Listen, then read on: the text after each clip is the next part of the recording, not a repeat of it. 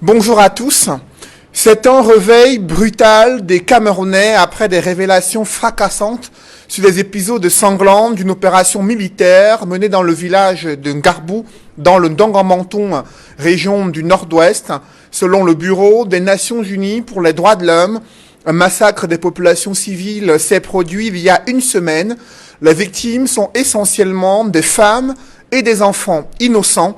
Des images choquantes de leurs corps brûlés vifs et criblés de balles ont soulevé une vague d'indignation au-delà du Cameroun.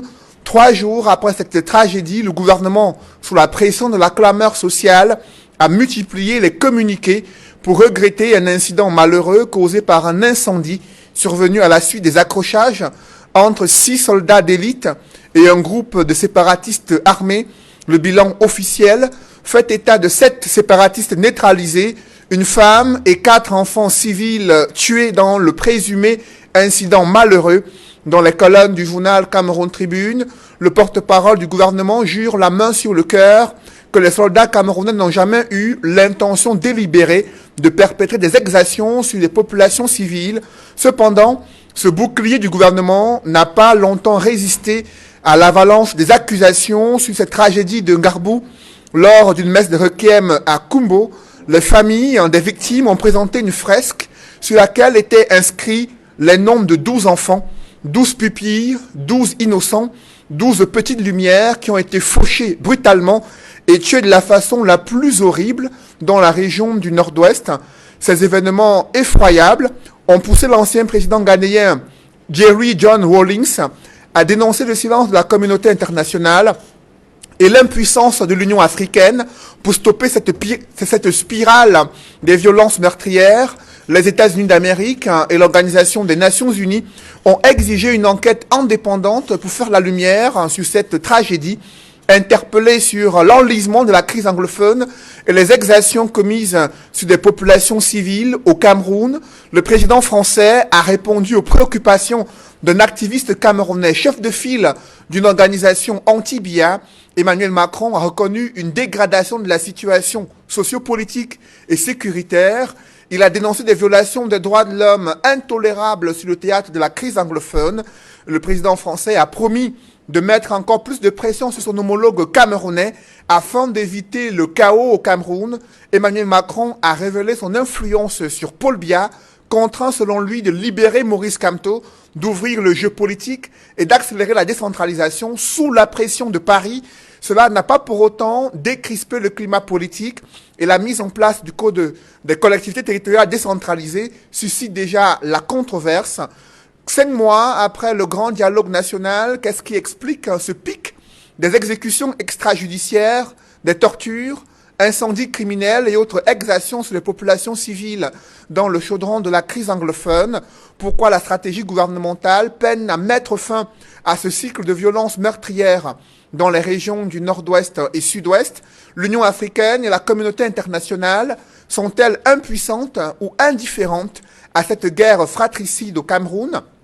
Que peut Emmanuel Macron, le président français, face à Paul Biya dans le cadre de la résolution de la crise anglophone?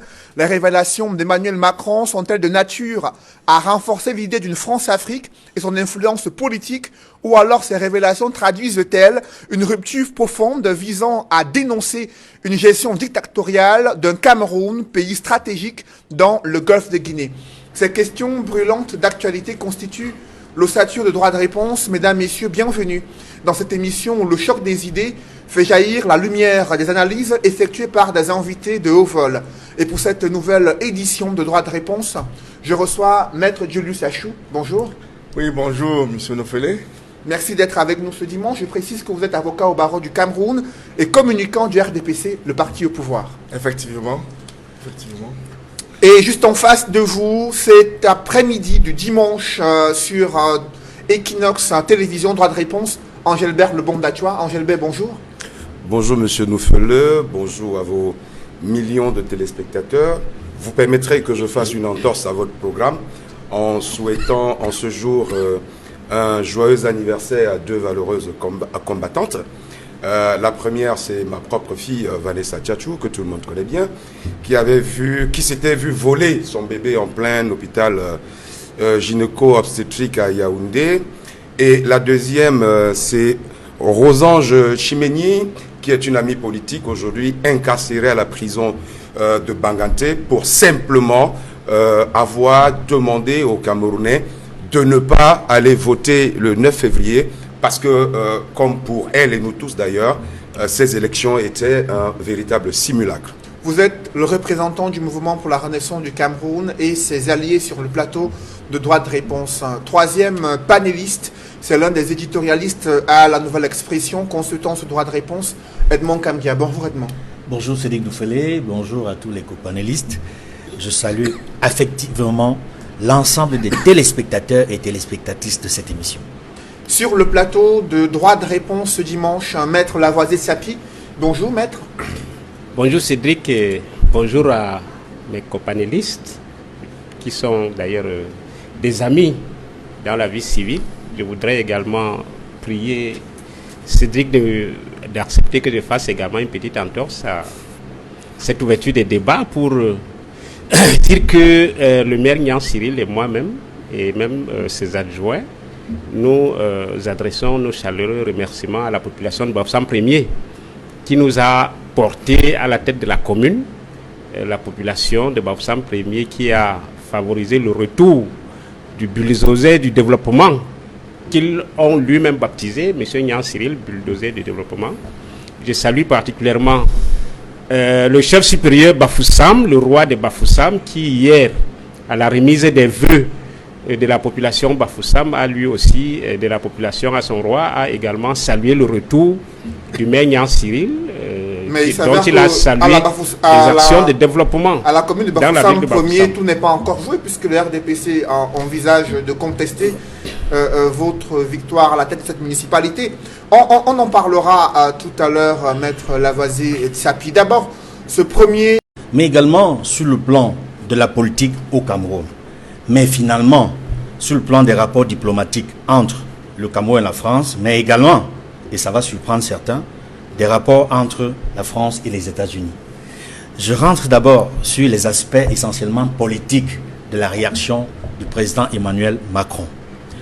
Le contexte dans lequel il a été interpellé, il faut le dire, par Calibro, un activiste fondateur de la brigade anti-Sardinat, qui a posé un acte qui est visiblement très salué sur les réseaux sociaux, un acte courageux et fort, parce que dans la posture qu'il a utilisée de journaliste face à Emmanuel Macron, qu'il a interpellé dans ce salon de l'agriculture, on a vu comment Emmanuel Macron s'est frayé un chemin avec ses collaborateurs pour venir vers Calibro, l'écouter de bout en bout, jusqu'à ce qu'à la fin, il permette à un de ses collaborateurs de prendre la carte de son collaborateur pour lui donner les noms des militants et sympathisants du MRC qui sont encore incarcérés. Maintenant, sur la question que tu as posée, Cédric Noufélé, concernant la pression, les révélations sur la pression, et il faut le dire sur ce plateau, nous avons eu à débattre longuement lorsque Maurice Kamto, ses alliés et plusieurs centaines de militants étaient incarcérés à la prison centrale de Kondengui pour certains et à la prison principale pour d'autres. Nous avions dit ici qu'il faut toujours tenir compte dans l'analyse non seulement de la pression interne, mais de la pression internationale. Et dans la pression internationale, nous avions évoqué le rôle que joue la France, la diplomatie française, le rôle que joue Paris dans ses relations avec Yaoundé et dans le dénouement, dans le développement des situations au Cameroun, notamment quand il y a une crise sociopolitique ou alors la crise anglophone. Et nous avions même dit et affirmé que nous pensons que Maurice Kamto, s'il a été finalement libéré avec ses alliés et plusieurs centaines de ses militants, c'est parce que la pression a porté, la pression de Paris et la pression d'autres organismes internationaux comme l'ONU et surtout comme les sociétés savantes de droit international auxquelles Maurice Kamto est membre. Et nous disions également que le rôle que joue Paris dans ses rapports avec Yaoundé et notamment les relations entre Emmanuel Macron, qui de bout en bout, il faut le rappeler, est intervenu. Même quand il est allé au Nigeria, rappelez-vous la visite au Nigeria, il a passé un coup de fil au chef de l'État sur les développements de la situation dans la crise anglophone. Il mettait l'accent sur la nécessité de rendre effective la décentralisation. Donc, Emmanuel Macron, comme il a dit en répondant à Kalibri Kalidro, il a dit « Je suis totalement impliqué dans les situations au Cameroun, dans les situations de violation des droits de l'homme. Je suis totalement impliqué, il est au courant, je suis totalement au courant de ce qui se passe. » Et comme il a dit, nous allons, la semaine prochaine, c'est-à-dire dans les jours qui viennent, mettre la pression au maximum pour que la situation qui se dégrade ne se poursuive pas. Ça, c'est juste sur l'aspect politique. Oui, Edmond Kamgi, avant qu'on arrive à la pression qu'il compte exercer pour la résolution de la crise anglophone, il a rappelé qu'il avait conditionné la présence du chef de l'État du Cameroun à Lyon par la libération de son opposant Maurice Kamto. Comment comprendre cette attitude du président français qui conditionne la visite d'un autre chef d'État sur le sol français, conditionne l'audience qu'il compte accorder à ce président par la libération d'un leader politique dans son pays? Je vois d'ici certaines personnalités ou certains experts qui vont réagir en disant que Emmanuel Macron, il est président de la France, il n'a pas à s'ingérer dans les affaires internes du Cameroun, et que le Cameroun est un pays souverain. Mais la réalité sur le terrain est celle que Emmanuel Macron a révélée, c'est-à-dire la prégnance, la présence permanente dans les décisions qui sont prises en politique au Cameroun de la place de la France, c'est-à-dire du rôle de la France. Je ne vais pas donner des détails supplémentaires, je vais juste dire, lorsque Emmanuel Macron dit qu'il a conditionné la visite à Lyon de Paul Biya à la libération d'Emmanuel Macron, c'est une réalité. Il dit ce qu'il a fait. Rappelez-vous lorsque Yves Le Drian, le ministre des Affaires étrangères de la France, a été interpellé devant la Commission des Affaires étrangères du Parlement français. Il a dit et répété à plusieurs reprises que le président Macron m'a dit qu'il va appeler le président du Cameroun et lui demander de libérer Maurice Kamto. Il a dit plusieurs fois. Certains ne l'ont peut-être pas cru. Mais lorsque Emmanuel Macron le dit lui-même, on a la vérité. Et ce qui est aussi intéressant à noter, c'est que une des rares fois qu'Emmanuel Macron prend position, réagit sur une situation interne dans un pays francophone, le Cameroun notamment, il n'enrobe pas sa pensée de circonlocution diplomatique. Et pourquoi le fait-il? J'ai le sentiment, j'ai la conviction qu'Emmanuel Macron avait un message à faire passer aux Camerounais, avait un message à faire passer à son homologue camerounais dans les conditions actuelles. Il avait également un message à faire passer, et ça, c'est l'aspect pour lequel beaucoup ne sont pas préparés. Il avait un message à faire passer à la communauté internationale, notamment aux États-Unis et aux Nations Unies. Parce que je peux vous le dire, la France, depuis plusieurs mois, est interpellée par ses partenaires européens, par ses partenaires occidentaux, sur le rôle qu'ils joueraient auprès du chef d'État camerounais pour que la situation ne s'améliore pas sur le plan sociopolitique comme sur le plan de la crise anglophone. Alors il a voulu mettre l'opinion publique nationale française, d'abord, camerounaise ensuite, et mondiale enfin, à témoin, pour dire que même s'il est impliqué, même s'il est totalement au courant de ce qui se passe, il n'approuve pas la manière dont le chef de l'État camerounais gère la situation sociopolitique au Cameroun et gère la crise anglophone au Cameroun. Je pense que c'est fondamental de le répéter et de le dire que Washington, ces derniers temps, pour ne pas le citer, est aux trousses de Paris par rapport à la situation de la crise anglophone qui perdure, qui n'a pas trouvé de solution. Et c'est l'une des raisons pour lesquelles, de manière inédite, on a vu la sortie des évêques du monde, catholiques du monde, qui ont réagi pour appeler le chef de l'État à embrayer le chemin de la médiation suisse. C'était pour rappeler au chef de l'État, ça c'était l'Église catholique, qu'il faut absolument, pour éviter un des sujets qu'on va évoquer tout à l'heure, les massacres, il faut absolument qu'il y ait cette discussion, ces négociations entre les séparatistes, politiques ou armés, anglophones, et les représentants du gouvernement. Après vous, j'aimerais avoir la réaction d'Angelbert Lebon-Dachua sur les propos du président français Emmanuel Macron, qui dit que c'est lui qui a obtenu la libération de Maurice Kamto en conditionnant une audience qu'il devait accorder au président Paul Biya et sa visite à Lyon, sa participation à ce sommet sur la sécurité à Lyon. Comment vous réagissez lorsque le président français évoque la pression qu'il exerce sur le président camerounais afin de faire bouger les lignes sur la gestion des affaires politiques et sociopolitiques et sécuritaires au Cameroun? Moi, je pense tout de suite à un célèbre philosophe musulman, Al-Mutanabi, qui disait « Va quérir la dignité en enfer s'il le faut et refuse l'humiliation même au paradis. » Ce que le président Macron a fait subir à M. Biya n'a pas d'autre mot que de l'humiliation. Humiliation et humiliation de tout un peuple également. Et il y a des moments où on se pose des questions, on se dit, M. Biya, 40 ans au pouvoir, M. Macron, une quarantaine d'années d'âge, reçoit donc des injonctions pratiquement de son fils. Fut-il à la tête d'un État, mais c'est d'abord son fils. Non. On nous a rabâché les oreilles avec Monsieur Kamto, le président élu Kamto avait été libéré par la magnanimité de M. Biya. D'autres ont même prétendu que la libération de M. Kamto était les premières mesures du grand dialogue national. Et aujourd'hui, tout le Cameroun, tous les Camerounais savent d'où vient la libération de M. Kamto. Mais fallait-il, dans un cynisme, dans une cruauté, laisser M. Kamto, ses alliés et tous nos amis politiques en prison pendant 9 mois pour rien et attendre que M. Macron vienne demander la libération de Kamto? Ce que nous faisions tous les jours, les Camerounais.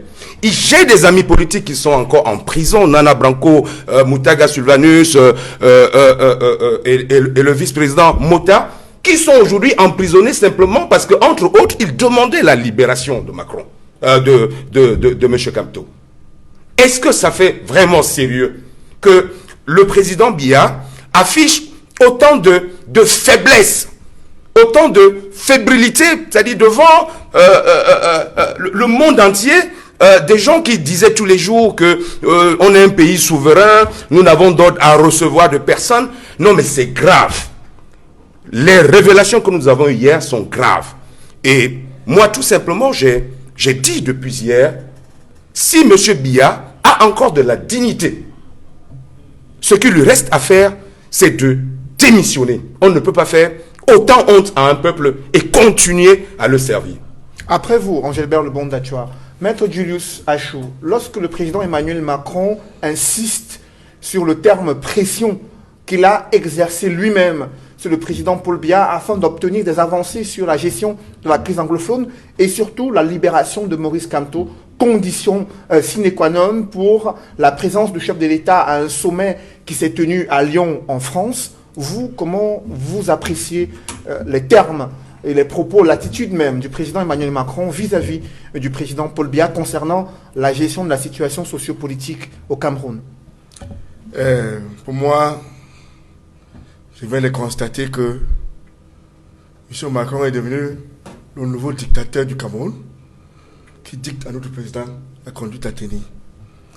Ce qui est surprenant, c'est le fait que le même jour, un activiste des Gilets jaunes a été chassé par la sécurité présidentielle de Macron. Et subitement, c'est M. Calibri a été permis, n'est-ce pas, a été autorisé d'interpeller le chef de l'État français. Ok. Le chef de France a décidé de répondre en nous faisant savoir que c'est grâce à lui que M. Kamto a été, n'est-ce pas, libéré de la prison. Ça m'interpelle pour savoir que nous les Camerounais, nous sommes les premiers de dire que notre pays est un pays souverain. Comment ça peut dire que les Camerounais s'en vont à l'extérieur demander à notre chef de l'État de donner des injonctions à notre chef de l'État pour poser un certain acte dans son pays? Cela va sans dire. que la France n'est pas prête, n'est-ce pas, à accepter le fait que le Cameroun est devenu un pays souverain. Moi, je trouve ça maladroite, même si c'est la vérité, pour un chef de l'État, de oser exposer ces discussions avec d'autres chefs de l'État en public. Ça ne se fait pas. Je passe le contrôle d'un diplomate, ça ne se fait pas. Parce que, entre les chefs d'État, il y a beaucoup de choses qui se disent. Il faut imaginer qu'on commence, n'est-ce pas, à le révéler, comme dans le cas des États-Unis et Ukraine. Il faut imaginer si le président de l'Ukraine décidait, n'est-ce pas, de révéler ce que lui et Trump ont déclaré, on dit. Vous allez imaginer les conséquences. Ouais, moi, vraiment, je suis un avocat. Lorsque quelqu'un qui est incarcéré a été libéré, ça me fait du plaisir. Parce que je suis un avocat. Parce que le droit est dit, ou bien on a utilisé des moyens de droit pour le faire libérer. Parce que lorsque vous êtes en prison, on n'ouvre pas la porte comme ça que vous sortez, sans qu'il y ait d'instrument, n'est-ce pas, qui le permet. Mais vous avez suivi Angelbert Le Bondachoua, il parle d'humiliation du Cameroun, avec un président qui s'est présenté comme un chef d'État réélu, avec les résultats donnés par le Conseil constitutionnel, qui à chaque fois a revendiqué la souveraineté du Cameroun, et que ce soit son homologue qui s'exprime en public lors d'un salon de l'agriculture à Paris, en France, révélant que c'est la pression qu'il exerce sur son homologue camerounais, son vis-à-vis, pour qu'il obtienne des avancées politiques au Cameroun, comme si le président camerounais, lui, il était silencieux lorsque la population elle-même demandait à la fois des avancées sur la résolution de la crise anglophone et sur la libération d'un certain nombre d'acteurs politiques. Moi, je ne voudrais pas utiliser le mot humiliation parce qu'il s'agit de chefs d'État. Mais je sais que M. Dachoua est content de ce qui s'est passé. Et on oublie que dans le pays, dans un État, ce qui va vous arriver, ce qui arrive à quelqu'un aujourd'hui, va arriver à l'autre demain. Si vous estimez que c'est la France qui doit décider, n'est-ce pas, des choses dans ces pays, il faut noter que le jour où vous allez prendre le pouvoir, ce serait la même chose. Parce que vous avez déjà créé une jurisprudence que, bon, lorsqu'il y a des difficultés, il faut qu'on aille en France ça pour chercher des solutions. C'est comme ça que je vois la chose. Donc, ils connaissent cette humiliation. Par contre, c'est un mot que je n'aime pas, mais je constate seulement que la France ne peut pas laisser l'Afrique, n'est-ce pas, se gérer. La France estime que l'Afrique est toujours sur sa couverture, elle doit tout faire, elle doit tout dire, elle doit même imposer, jusqu'à parler même de la contrainte. Vraiment, c'est inacceptable. C'est inacceptable. Quand cela détienne, c'est nous les Camerounais, je dis souvent que lorsque vous vous transformez en banane, n'est-ce pas, les chiens vont vous manger. C'est nous les Camerounais qui on se transforme en banane pour payer aux chiens de nous manger. Pourquoi il n'a pas mis la pression pour libérer, n'est-ce pas, les activistes anglophones? Ils ne sont pas les Camerounais. Pourquoi ils parlent seulement des Capitaux ou les autres? Les autres qui sont là ne sont pas les Camerounais. Pourquoi on les laisse pourquoi cette discrimination? C'est parce que nous, les Camerounais, on se transforme en banane. Et lorsqu'on se transforme en banane, les chiens vont nous manger. Regardons. On a voté une loi de la décentralisation. Les textes sont très clairs. Il y a au moins une vingtaine d'articles qui se réfèrent à des décrets et autres. On n'attend même pas que ces décrets soient écrits et les institutions soient mises en place. On commence déjà un ministre commence déjà à poser un certain nombre d'actes, n'est-ce pas, pour justifier l'existence de cette loi sur cette code sur la décentralisation. Il faut imaginer, dans cette code-là, il est dit que le président de la République, par décret présidentiel, n'est-ce pas, a créé les communes. On va en parler tout à l'heure. Oui, parce que le gouvernement vont démontrer que c'est nous-mêmes, on se transforme en banane pour se faire manger par les singes. Dans ce cas, M. Macron est le singe qui a été nous manger.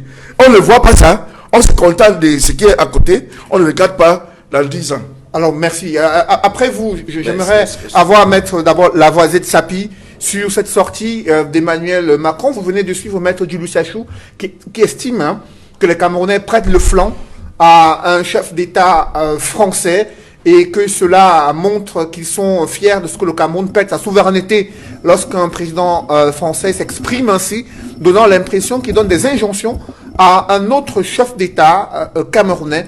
Est-ce que vous avez le même point de vue sur la sortie d'Emmanuel Macron concernant la pression que la France exerce sur le Cameroun afin que des lignes bougent sur les questions politiques et les questions sécuritaires, notamment dans les régions anglophones? Et je crois que l'intervention du président Macron nous révèle une chose qui est extrêmement regrettable pour notre pays, à savoir que le Cameroun n'est plus gouverné. Parce que si les décisions concernant les Camerounais doivent venir de France, c'est extrêmement grave. Notre pays n'est plus gouverné, il est pillé. Et je crois que les militants du RDPC devraient avoir honte de ce qu'ils transforment notre pays pratiquement en un empire de la mort. On va peut-être y revenir tout à l'heure. Mais je voudrais également vous dire que cette intervention du président Macron révèle la situation selon laquelle les relations internationales sont en train de surplanter les intérêts nationaux des États. À savoir que ce n'est pas pour rien que Macron a appelé Paul Biya pour faire pression. Macron a subi les pressions de Donald Trump, le président américain. Le président américain a appelé le président français pour lui dire: si tu n'interviens pas, je ne voudrais pas me mêler dans ton précaré. Je voudrais bien préserver le précaré français en Afrique dans le cadre des relations diplomatiques entre la France et les États-Unis. Mais si la situation qui est au Cameroun perdure, moi j'interviens. Donc le président français lui-même subit la pression de Trump. Et c'est ça qui amène à la libération de Maurice Kamto. C'est regrettable pour notre pays. On n'a pas de nationalistes qui gouvernent le Cameroun. On a des gens qui sont là pour s'enrichir, tuer les Camerounais, s'enrichir. Et puis par la suite, de temps en temps, lorsque les grandes puissances se fâchent, ils essayent de faire quelque chose. Donc, c'est une honte pour le Cameroun, ce que Macron révèle. Il y a d'autres réactions. Tous les Camerounais doivent avoir honte de ce que ce soit de cette manière que notre pays soit gouverné. J'aimerais partager avec vous une réaction de Jean-Paul Pougala, qui se présente comme un géostratège. Il estime qu'Emmanuel Macron, le président français, a avoué que la France n'a plus aucune emprise sur Paul Biya. Selon lui, le président français a démontré que la France cherche toujours à s'ingérer dans les affaires intérieures du Cameroun et elle trouve toutes les portes fermées. À cet instant, Macron est obligé de recourir à des chantages pour faire plier Paul Biya. Est-ce que vous partagez ce point de vue concernant la position, l'analyse que fait Jean-Paul Pougala, estimant que la France, à travers Emmanuel Macron, démontre qu'elle n'a plus aucune emprise sur le chef de l'État puisqu'elle doit exercer des pressions pour obtenir un certain nombre de choses? Non, pas du tout. Prenez le port de Kribi. Comment est-ce que le port de Kribi a été attribué à Bolloré? C'est sur l'intervention de François Hollande. La France a une emprise. Ça dit que ceux qui nous gouvernent démontrent qu'ils sont les valets des Français et non pas au service des populations du Cameroun. Et c'est extrêmement regrettable. Les Français obtiennent au Cameroun tout ce qu'ils veulent. Prenez le deuxième pont sur le Vouri. Les Chinois ont gagné ce marché à 70 milliards. Sur la pression de la France, on a rétrocédé le marché aux Français à plus de 100 milliards. Donc nous perdons des centaines de milliards parce que c'est la volonté de la France. Donc je pense que M. Jean-Paul Pougala, il fait une très mauvaise analyse de la situation géostratégique dans notre pays. Et je crois que ce qui va sauver le Cameroun, c'est qu'un dirigeant nationaliste prenne le pouvoir. Pas les pantins qui sont à Yaoundé là. Il faut qu'un dirigeant nationaliste, quelqu'un qui va d'abord penser intérêt Cameroun. Ce genre-là, il y en a très peu. Les gens comme Sankara, qui a été assassiné. Il faut que les gens soient prêts à mourir pour leur patrie. Pas parce qu'on va contenter les Blancs, on va contenter celui-ci, on va contenter l'autre parce qu'on veut s'accrocher au pouvoir. C'est ça qui nous manque à beaucoup de pays africains. Après, vous... Et les Français exploitent. Les Américains exploitent, tout le monde exploite.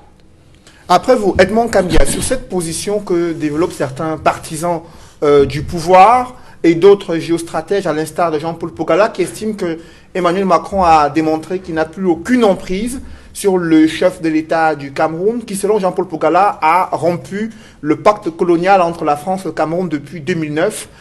Dès lors, la France n'arrive plus à s'ingérer dans les affaires internes du pays et qu'elle doit recourir au chantage pour faire plier Paul Biya. Quel regard portez-vous sur cette grille de lecture? Oui, c'est une analyse qui peut tenir dans le débat politico-diplomatique, dans le débat, dans les relations entre les pays, notamment entre la France et le Cameroun, parce que les faits sont constants. Il y a un certain nombre d'accords que le chef de l'État, en tout cas que le Cameroun n'a pas renouvelé depuis 2009 justement, et qui portent à croire que Paris n'a plus l'exclusivité ou le monopole, n'est-ce pas, dans certains domaines au Cameroun. Et ce sont des situations qui embarrassent la France. Ça, il faut le dire, ce sont des situations qui embarrassent la France. Et nous pouvons penser également dans le contexte sociopolitique actuel. Bon, Pogala parle de chantage. Oui, dans les relations internationales, il y a le chantage. Dans ce monde, dans ce milieu où il n'y a que des requins, où ce sont les intérêts qui comptent. C'est davantage les intérêts qui comptent que l'amitié. Et l'amitié même, on le clame dans les relations internationales, mais en réalité, ce qui compte, c'est d'abord les intérêts. Et dans ce cadre précis, la France n'a cessé de rechercher ses intérêts partout, à travers l'Afrique. Depuis De Gaulle, qu'il avait clamé, c'est d'abord les intérêts. L'amitié peut venir après. Vous savez, lorsque Jacques Chirac est arrivé au Cameroun en 2001, en janvier, notamment lors du sommet Afrique-France, il a fait un discours très intéressant. Il s'est adressé à certains chefs d'État africains, beaucoup ne sont plus vivants. Paul Biya est l'un des derniers, dinosaures, pour utiliser une expression chère à un confrère français. Jacques Chirac avait dit l'amitié, que l'amitié se nourrit de vérité. L'amitié se nourrit de vérité. En fait, ce que Macron a fait, il y a quelques heures en France, c'est ça. L'amitié se nourrit de vérité. Il fallait qu'il dise la vérité à son homologue. On peut regretter tout simplement qu'il aurait pu le dire dans un cadre qui convienne, dans le cadre des usages diplomatiques. Mais s'il est arrivé à le faire dans un contexte où il est interpellé en public, dans un salon de l'agriculture, c'est parce qu'il est outré. Emmanuel Macron est exaspéré par rapport à l'évolution de la situation au Cameroun. Il a le sentiment qu'il n'est pas écouté par le chef de l'État camerounais. Et je le disais tantôt, Paris a à ses trousses Washington. Paris a à ses trousses New York. Je veux parler des Nations Unies. Parce que Emmanuel Macron, il a deux défis à relever. Lesquels? Aujourd'hui. Le premier défi qu'il interpelle, lui, en tant qu'homme politique, homme d'État français, c'est qu'il tient à renouveler son mandat. Et à ce titre, j'ai dit tantôt qu'il s'adressait à l'opinion politique, à l'opinion française, camerounaise et internationale. À la France, il ne veut pas porter la responsabilité d'un génocide au Cameroun. Il ne voudrait pas être le chef d'État français qui sera considéré comme celui qui a soutenu le chef de l'État qui a massacré une bonne partie de son peuple. On parle déjà de près de 12 000 morts. Il y a des archives, il y a des faits qui sont documentés. Entre 3 000 et 12 000 morts. Et Macron, aujourd'hui, il a le sentiment, parce qu'on ne parle plus que de génocide. Depuis un certain temps à l'ONU, le discours a beaucoup changé. On est passé des violations des droits de l'homme au massacre et au génocide. L'actualité, c'est le génocide. Et il est dit par certains États membres de l'ONU et du Conseil de sécurité que la France soutient le Cameroun qui est en train de commettre un génocide au Cameroun. Un génocide dans la partie anglophone du Cameroun. Macron ne veut pas porter cette responsabilité au moment où il se prépare à affronter d'autres Français pour renouveler son mandat. Ça, c'est une chose importante à souligner. L'autre chose qui est importante pour Macron, c'est qu'il ne voudrait pas rentrer dans l'histoire de la France comme le dirigeant qui n'a pas su préserver au mieux les intérêts de la France, les intérêts que la France avait conquis dans les années 59. Il y a eu, vous le savez, des accords qu'on a qualifiés de secrets entre la France et la plupart de ses anciennes colonies. Je précise que le Cameroun n'a jamais été une colonie, mais le Cameroun a été sous mandat de la France, sous tutelle de la France. Et aujourd'hui, le Cameroun a à sa tête un chef d'État qui, il faut le dire, a peut-être beaucoup de défauts. Mais sur le plan des relations internationales, Paul Biya, a des coups de franche. Il sait parfois là où mettre le pied, où mettre la main. Il sait parfois que si je pousse le pion, parce que c'est un champion des échecs, si je pousse le pion de telle ou telle façon, les conséquences peuvent être de telle ou telle manière. Et dans ce cadre-là, je crois que Macron est très embarrassé par Paul Biya. Il y a l'enlisement de la crise anglophone, Angelbert Lebon d'Achua, qui a amené le gouvernement à estimer que la situation s'améliore. Pourtant, Emmanuel Macron dit que la situation se dégrade dans les régions du nord-ouest et sud-ouest et dans le climat socio-politique du Cameroun. Comment expliquer ces regards divergents entre un président français qui estime qu'au Cameroun, une situation se dégrade dans les régions anglophones et un gouvernement camerounais qui affirme, mordicus, que la situation s'améliore en dépit de ces violences meurtrières observées ici et là? Je veux dire, quand on est Camerounais comme moi et qu'on observe la scène publique, Macron ne nous apprend rien. Macron n'apprend rien aux Camerounais. On sait qu'on est dirigé aujourd'hui par des gens qui sont constamment dans le déni. Nous étions depuis très longtemps les premiers à crier haut et fort qu'on est en train de massacrer dans le nord-ouest et le sud-ouest. 3000 morts. Aujourd'hui, le bilan ne fait que s'alourdir. Alors qu'en face, on a des gens qui n'arrivent pas à... Parce que pour régler une situation, il faut déjà pouvoir reconnaître la vérité. Si on ne reconnaît pas la vérité, on ne peut pas résoudre cette situation. J'ai encore entendu tout un débat il y a quelques jours sur des chiffres. Le gouvernement qui dit il y a eu 5 morts, ensuite c'est plus 7, non 12 morts. L'Église catholique qui annonce 24, la communauté internationale 22. Bon, alors, ce qu'il faut savoir, c'est que l'évêque de Kumbo était présent sur les lieux. C'est lui qui après a réuni les familles. Je veux dire que s'il y a un chiffre aujourd'hui qu'on peut prendre avec beaucoup de crédibilité, c'est les chiffres de l'Église catholique. 24 morts. 24 morts assassinés. Enfin, je veux dire, des personnes assassinées. Assassinées pourquoi? Parce que ce qui se passe dans le nord-ouest et le sud-ouest aujourd'hui, moi, Angelbert Lebon d'Achua, je le dis, je l'assume. J'ai dit, ce n'est pas le MRC qui le dit. Ce qui se passe dans le nord-est et le sud-ouest aujourd'hui est un véritable génocide. Il faudrait qu'on ait le courage de le dire. Nous ne pouvons pas laisser nos frères continuer à mourir comme si c'était des petits poulets. C'est quoi ce pays? Quel est ce pays où nos dirigeants n'ont pas d'âme? Quel est ce pays où on prend du plaisir à tuer, à massacrer son propre peuple? Simplement parce qu'on veut à tout prix asseoir un certain pouvoir. Le pouvoir pour faire quoi?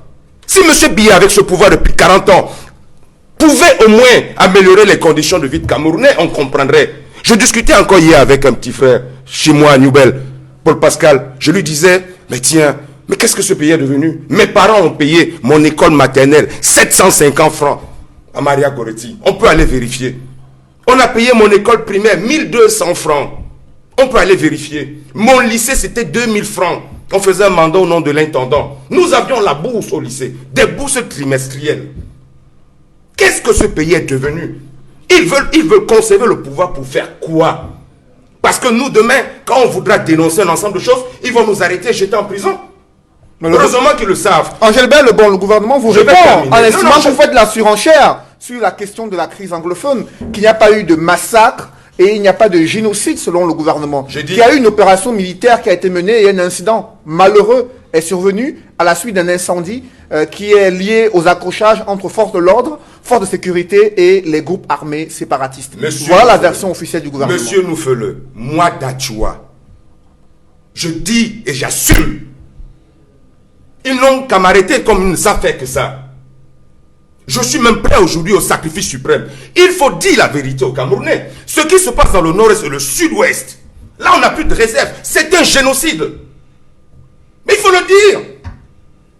Disons-le pour sauver nos frères. Mais la question qu'on vous poserait, c'est si vous avez les preuves d'une telle affirmation concernant les événements qui se déroulent dans le nord-ouest et sud-ouest? Vous savez, quand nous avons dit au départ qu'il y avait un problème anglophone au Cameroun, le premier qui est monté au créneau s'appelle le ministre Atangati, qui nous a dit qu'il n'y a pas de problème anglophone.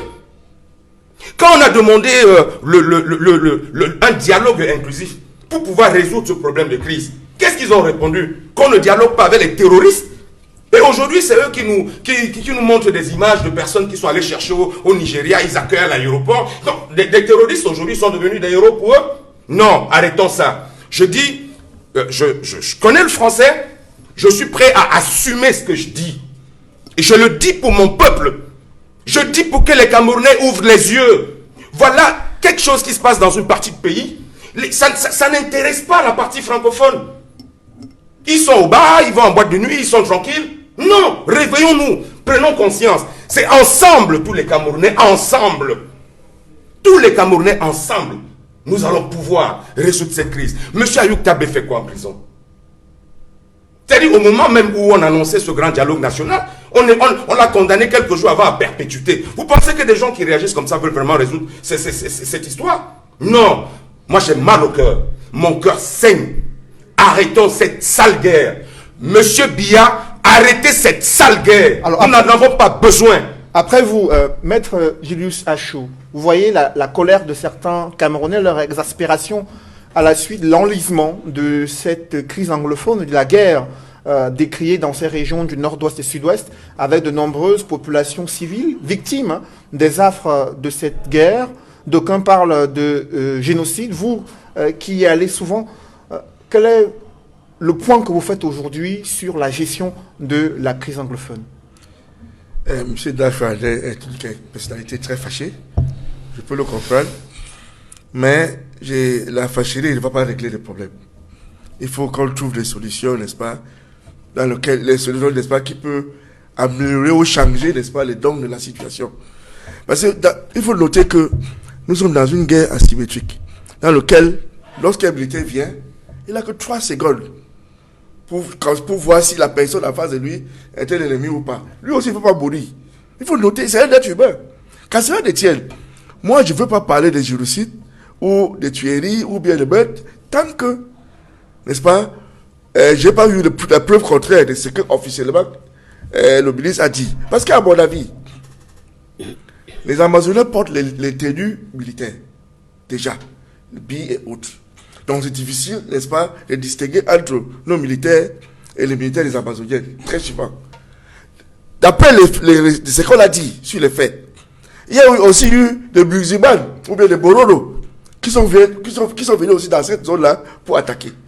Donc il y a tellement de versions de telle sorte que moi je reste d'abord avec la version officielle qui dit que il y a eu peut-être une bavure militaire, mais à cause des accrochages ou bien Mais le gouvernement a minimisé le bilan officiel des civils, alors que l'évêque du diocèse de Nkumbo parle de 24 personnes civiles, parmi lesquelles au moins une dizaine d'enfants innocents qui ont été tués dans ces événements-là. C'est possible. Mais est-ce que l'archevêque qui a parlé de ça a fait une descente sur le lieu? Ou bien il parle, n'est-ce pas, comme nous là? Parce que tout ce que nous avons comme information... Vous savez bien que le diocèse de WhatsApp, tout ce que nous parlons le village Ngabou est dans le diocèse de Nkumbo, avec une église catholique à proximité du village. Et une école catholique où les enfants qui ont été tués étaient inscrits dans cette école. Est-ce qu'il a fait la descente sur le lieu? C'est ça que moi je paroissiens. S'il vous plaît, je parle de lui, la personne qui parle, n'est-ce pas, c'est lui qui est parti sur le lieu.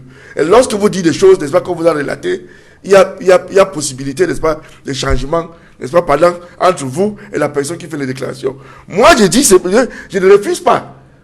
Pas qu'il n'y a pas eu peut-être des tueries là-bas, où les gens sont morts, mais je dis, étant donné qu'il y a une enquête indépendante qui a déjà été menée sur le terrain, j'attends le résultat de cette enquête parce que c'est une enquête un peu plus internationale. Je ne peux pas venir, n'est-ce pas, à mon vision pour dire qu'il y a eu génocide alors que je n'ai pas de preuves. Mais je n'ai que ce qu'on va relater. Maître Djilou, ce que l'on dit, à cause des hommes dit, on dit que oui, il y a eu génocide, c'est comme ça. Maître Djilou Sachou, ce que l'on sait, c'est qu'il y a une enquête qui a été ouverte par la gendarmerie et l'armée pour en savoir davantage. Ce sont les États-Unis qui ont demandé une enquête indépendante au gouvernement camerounais qui n'a pas encore réagi officiellement, mais on a vu... L'enquête est menée, On a vu Maître Djilou Sachou, des familles qui ont assisté à une messe vendredi 21 février 2020 à Kumbo, et ces familles ont présenté une fresque sur laquelle étaient inscrits les noms et les photos des enfants, environ une dizaine d'enfants qui ont été tués durant ces événements. Lorsque vous voyez ces images de ces familles choquées, de ces familles traumatisées, et que le gouvernement, lui, il estime qu'il y a eu seulement 5 morts à la suite d'un événement malheureux, comment souhaitez-vous que ces familles réagissent, et les Camerounais? Je suis d'abord vraiment désolé qu'il y ait eu des morts, n'est-ce pas, des innocents. Le nombre, n'est-ce pas, je ne peux pas déterminer. Mais d'après ce que j'ai vu par Internet, ou bien par le mode vision qu'on nous montre les photos et les images, je constate que dans la salle, il n'y avait que des enfants et il n'y avait même pas des hommes. La salle et l'église. Vous n'avez pas remarqué ça. Il n'y avait que des enfants et quelques femmes plein dans la salle. Où sont les hommes qui étaient dans ces villages? Où sont les femmes? Pourquoi parmi eux, malgré ce qui s'est passé à l'église, les gens ne viennent pas nous dire que voilà ce qui s'est passé? J'attendais à ce que quelqu'un qui a été témoin oculaire nous dise voilà ce qui s'est passé. Jusqu'à présent, c'est la raison que... Il y a eu des témoignages, il y a eu des témoignages. Je vous en prie, il a la parole, Maître Djilou Sachou, allez-y. S'il vous plaît, nous sommes ici à Douala. Les choses sont passées à Gabou il y a combien de kilomètres?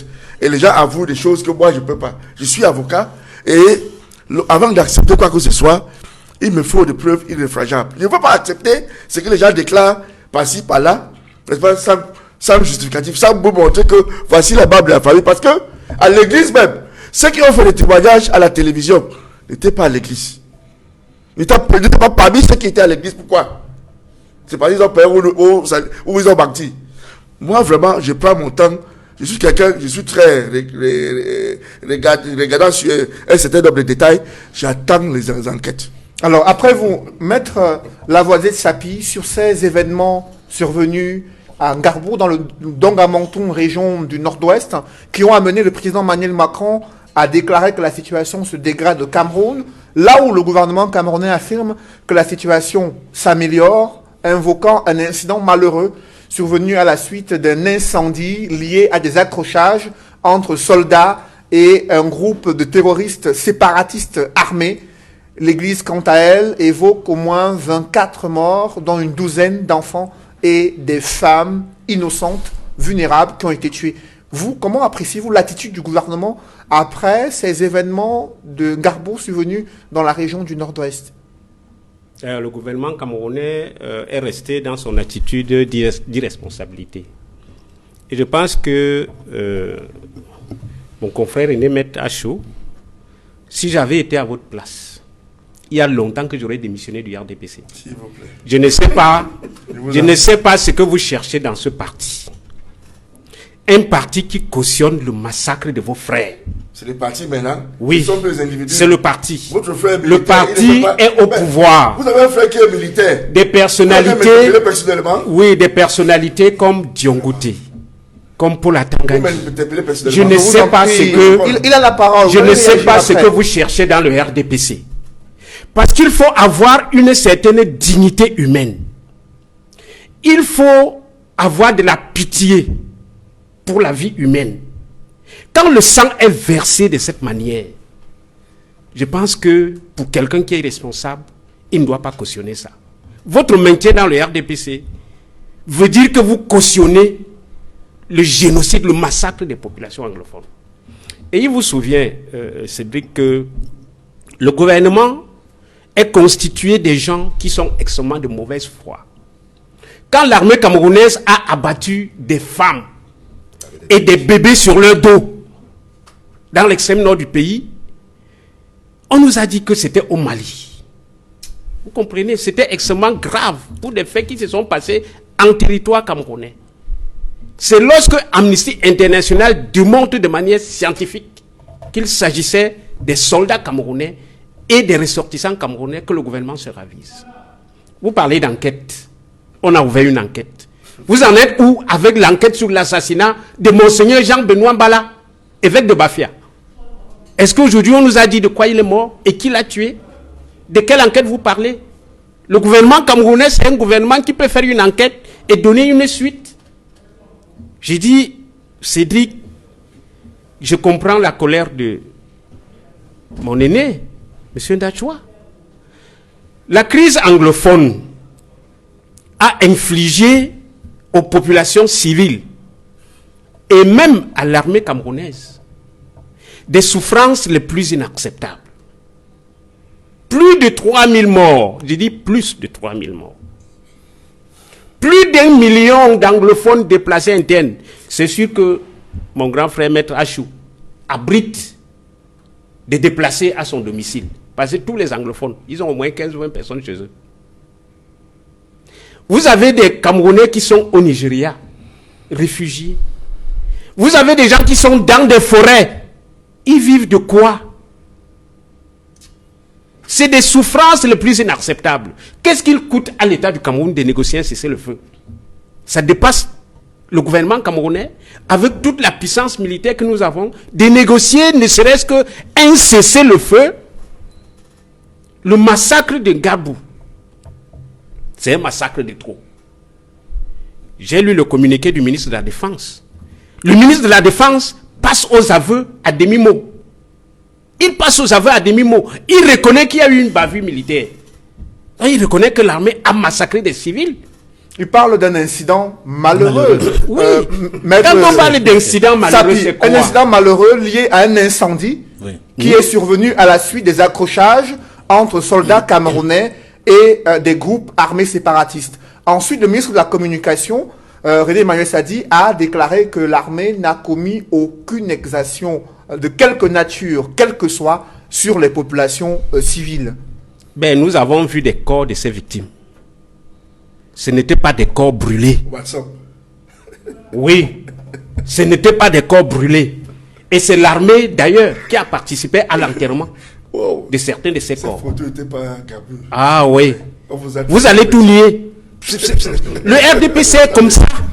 Ah, ce RDPC maintenant. On va tuer tous les Camerounais. Quand vous aurez fini de tuer tous les anglophones, vous allez gouverner qui?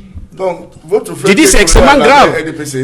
Et je voudrais dire avec je vous en prie, Maître Lucien, avec l'intervention du président Macron, je constate l'extrême mauvaise foi de la communauté internationale. Parce que la communauté internationale est complice du massacre des populations anglophones. En quoi est-ce qu'elle est complice? La population, la communauté internationale est complice. Il vous souvient que en 1945, à la fin de la Deuxième Guerre mondiale, on a constaté que les nazis avaient massacré plus de 6 millions de juifs. On a donc créé l'Organisation des Nations Unies. L'Organisation des Nations Unies a pour principale mission de maintenir la paix et la sécurité dans le monde. Et pour le faire, l'Organisation des États-Unis s'est dotée d'un instrument juridique qui est la Déclaration universelle des droits de l'homme, adoptée le 10 décembre 1948. À partir du moment où l'Organisation des Nations Unies, à travers le Conseil de sécurité, qui est l'institution avec laquelle l'Organisation des États-Unis peut imposer, j'ai dit imposer la paix là où il le faut. Pourquoi ils ne le font pas? Pourquoi les Nations Unies? Pourquoi l'Union africaine? Pourquoi le Commonwealth? Pourquoi la francophonie ne sanctionne pas le Cameroun, le gouvernement camerounais, pour le massacre des populations anglophones? Mais ces gens sont ces différentes intervenus. Organisations ont réagi en 2019, estimant que le président de la République a présenté les gages d'une bonne volonté politique pour aller vers la résolution pacifique de la crise anglophone. Oui, mais est-ce qu'il croyait à ce qu'il disait? Puisque sur le terrain, on continue de mourir. Puisque sur le terrain, les populations continuent d'être massacrées. Quand l'ONU est intervenue à travers la France, qui a demandé une résolution du Conseil des États-Unis, une résolution du Conseil de sécurité des Nations Unies pour aller renverser Kadhafi. Kadhafi avait tué combien de personnes? Quand ils sont intervenus en Côte d'Ivoire pour renverser Barbeau, Barbeau avait tué combien de personnes? Nous sommes à plus de 3000 morts anglophones. La communauté internationale ne réagit pas. Ils vendent les armes. C'est leurs intérêts. Si la crise anglophone s'arrête, ils vont cesser de vendre les armes. Ils ont le pétrole qu'ils convoitent, les minerais qu'ils convoitent au Cameroun. Et à ce titre-là, ils ont leurs intérêts à défendre. Alors, et les Camerounais, le gouvernement peut continuer à massacrer les anglophones à volonté, que la communauté internationale est complice. Figurez-vous que si le Conseil de sécurité avait imposé les sanctions, ne serait-ce que les sorties du territoire à certains membres du gouvernement qui sont complices de cette situation. Si les chefs militaires du Cameroun et même les chefs militaires ambazoniens qui perpètrent ces massacres, si ces gens avaient été sanctionnés, je pense que peut-être on serait aujourd'hui à autre chose. C'est pour ça que je dis que la communauté internationale est complice du massacre qu'organise le gouvernement. Maître Labodette Sapi, vos préoccupations sont en train de rejoindre celles de l'ancien président du Ghana, qui a réagi à propos de cette crise anglophone, Edmond Kamgia. Jerry John Rawlings, qui s'est demandé pourquoi le silence de la communauté internationale, alors que des femmes, des hommes et des enfants sont tués dans les régions anglophones du Cameroun. Qu'est-ce qui explique, selon lui, que les États-Unis, l'Angleterre restent silencieux, alors que la France est l'un des pays de son précaré, continue de commettre des exactions sur des populations civiles? Comment expliquer l'attitude de la communauté internationale qui se limite à des communiqués dans lesquels sont condamnées les exactions commises sur les populations civiles?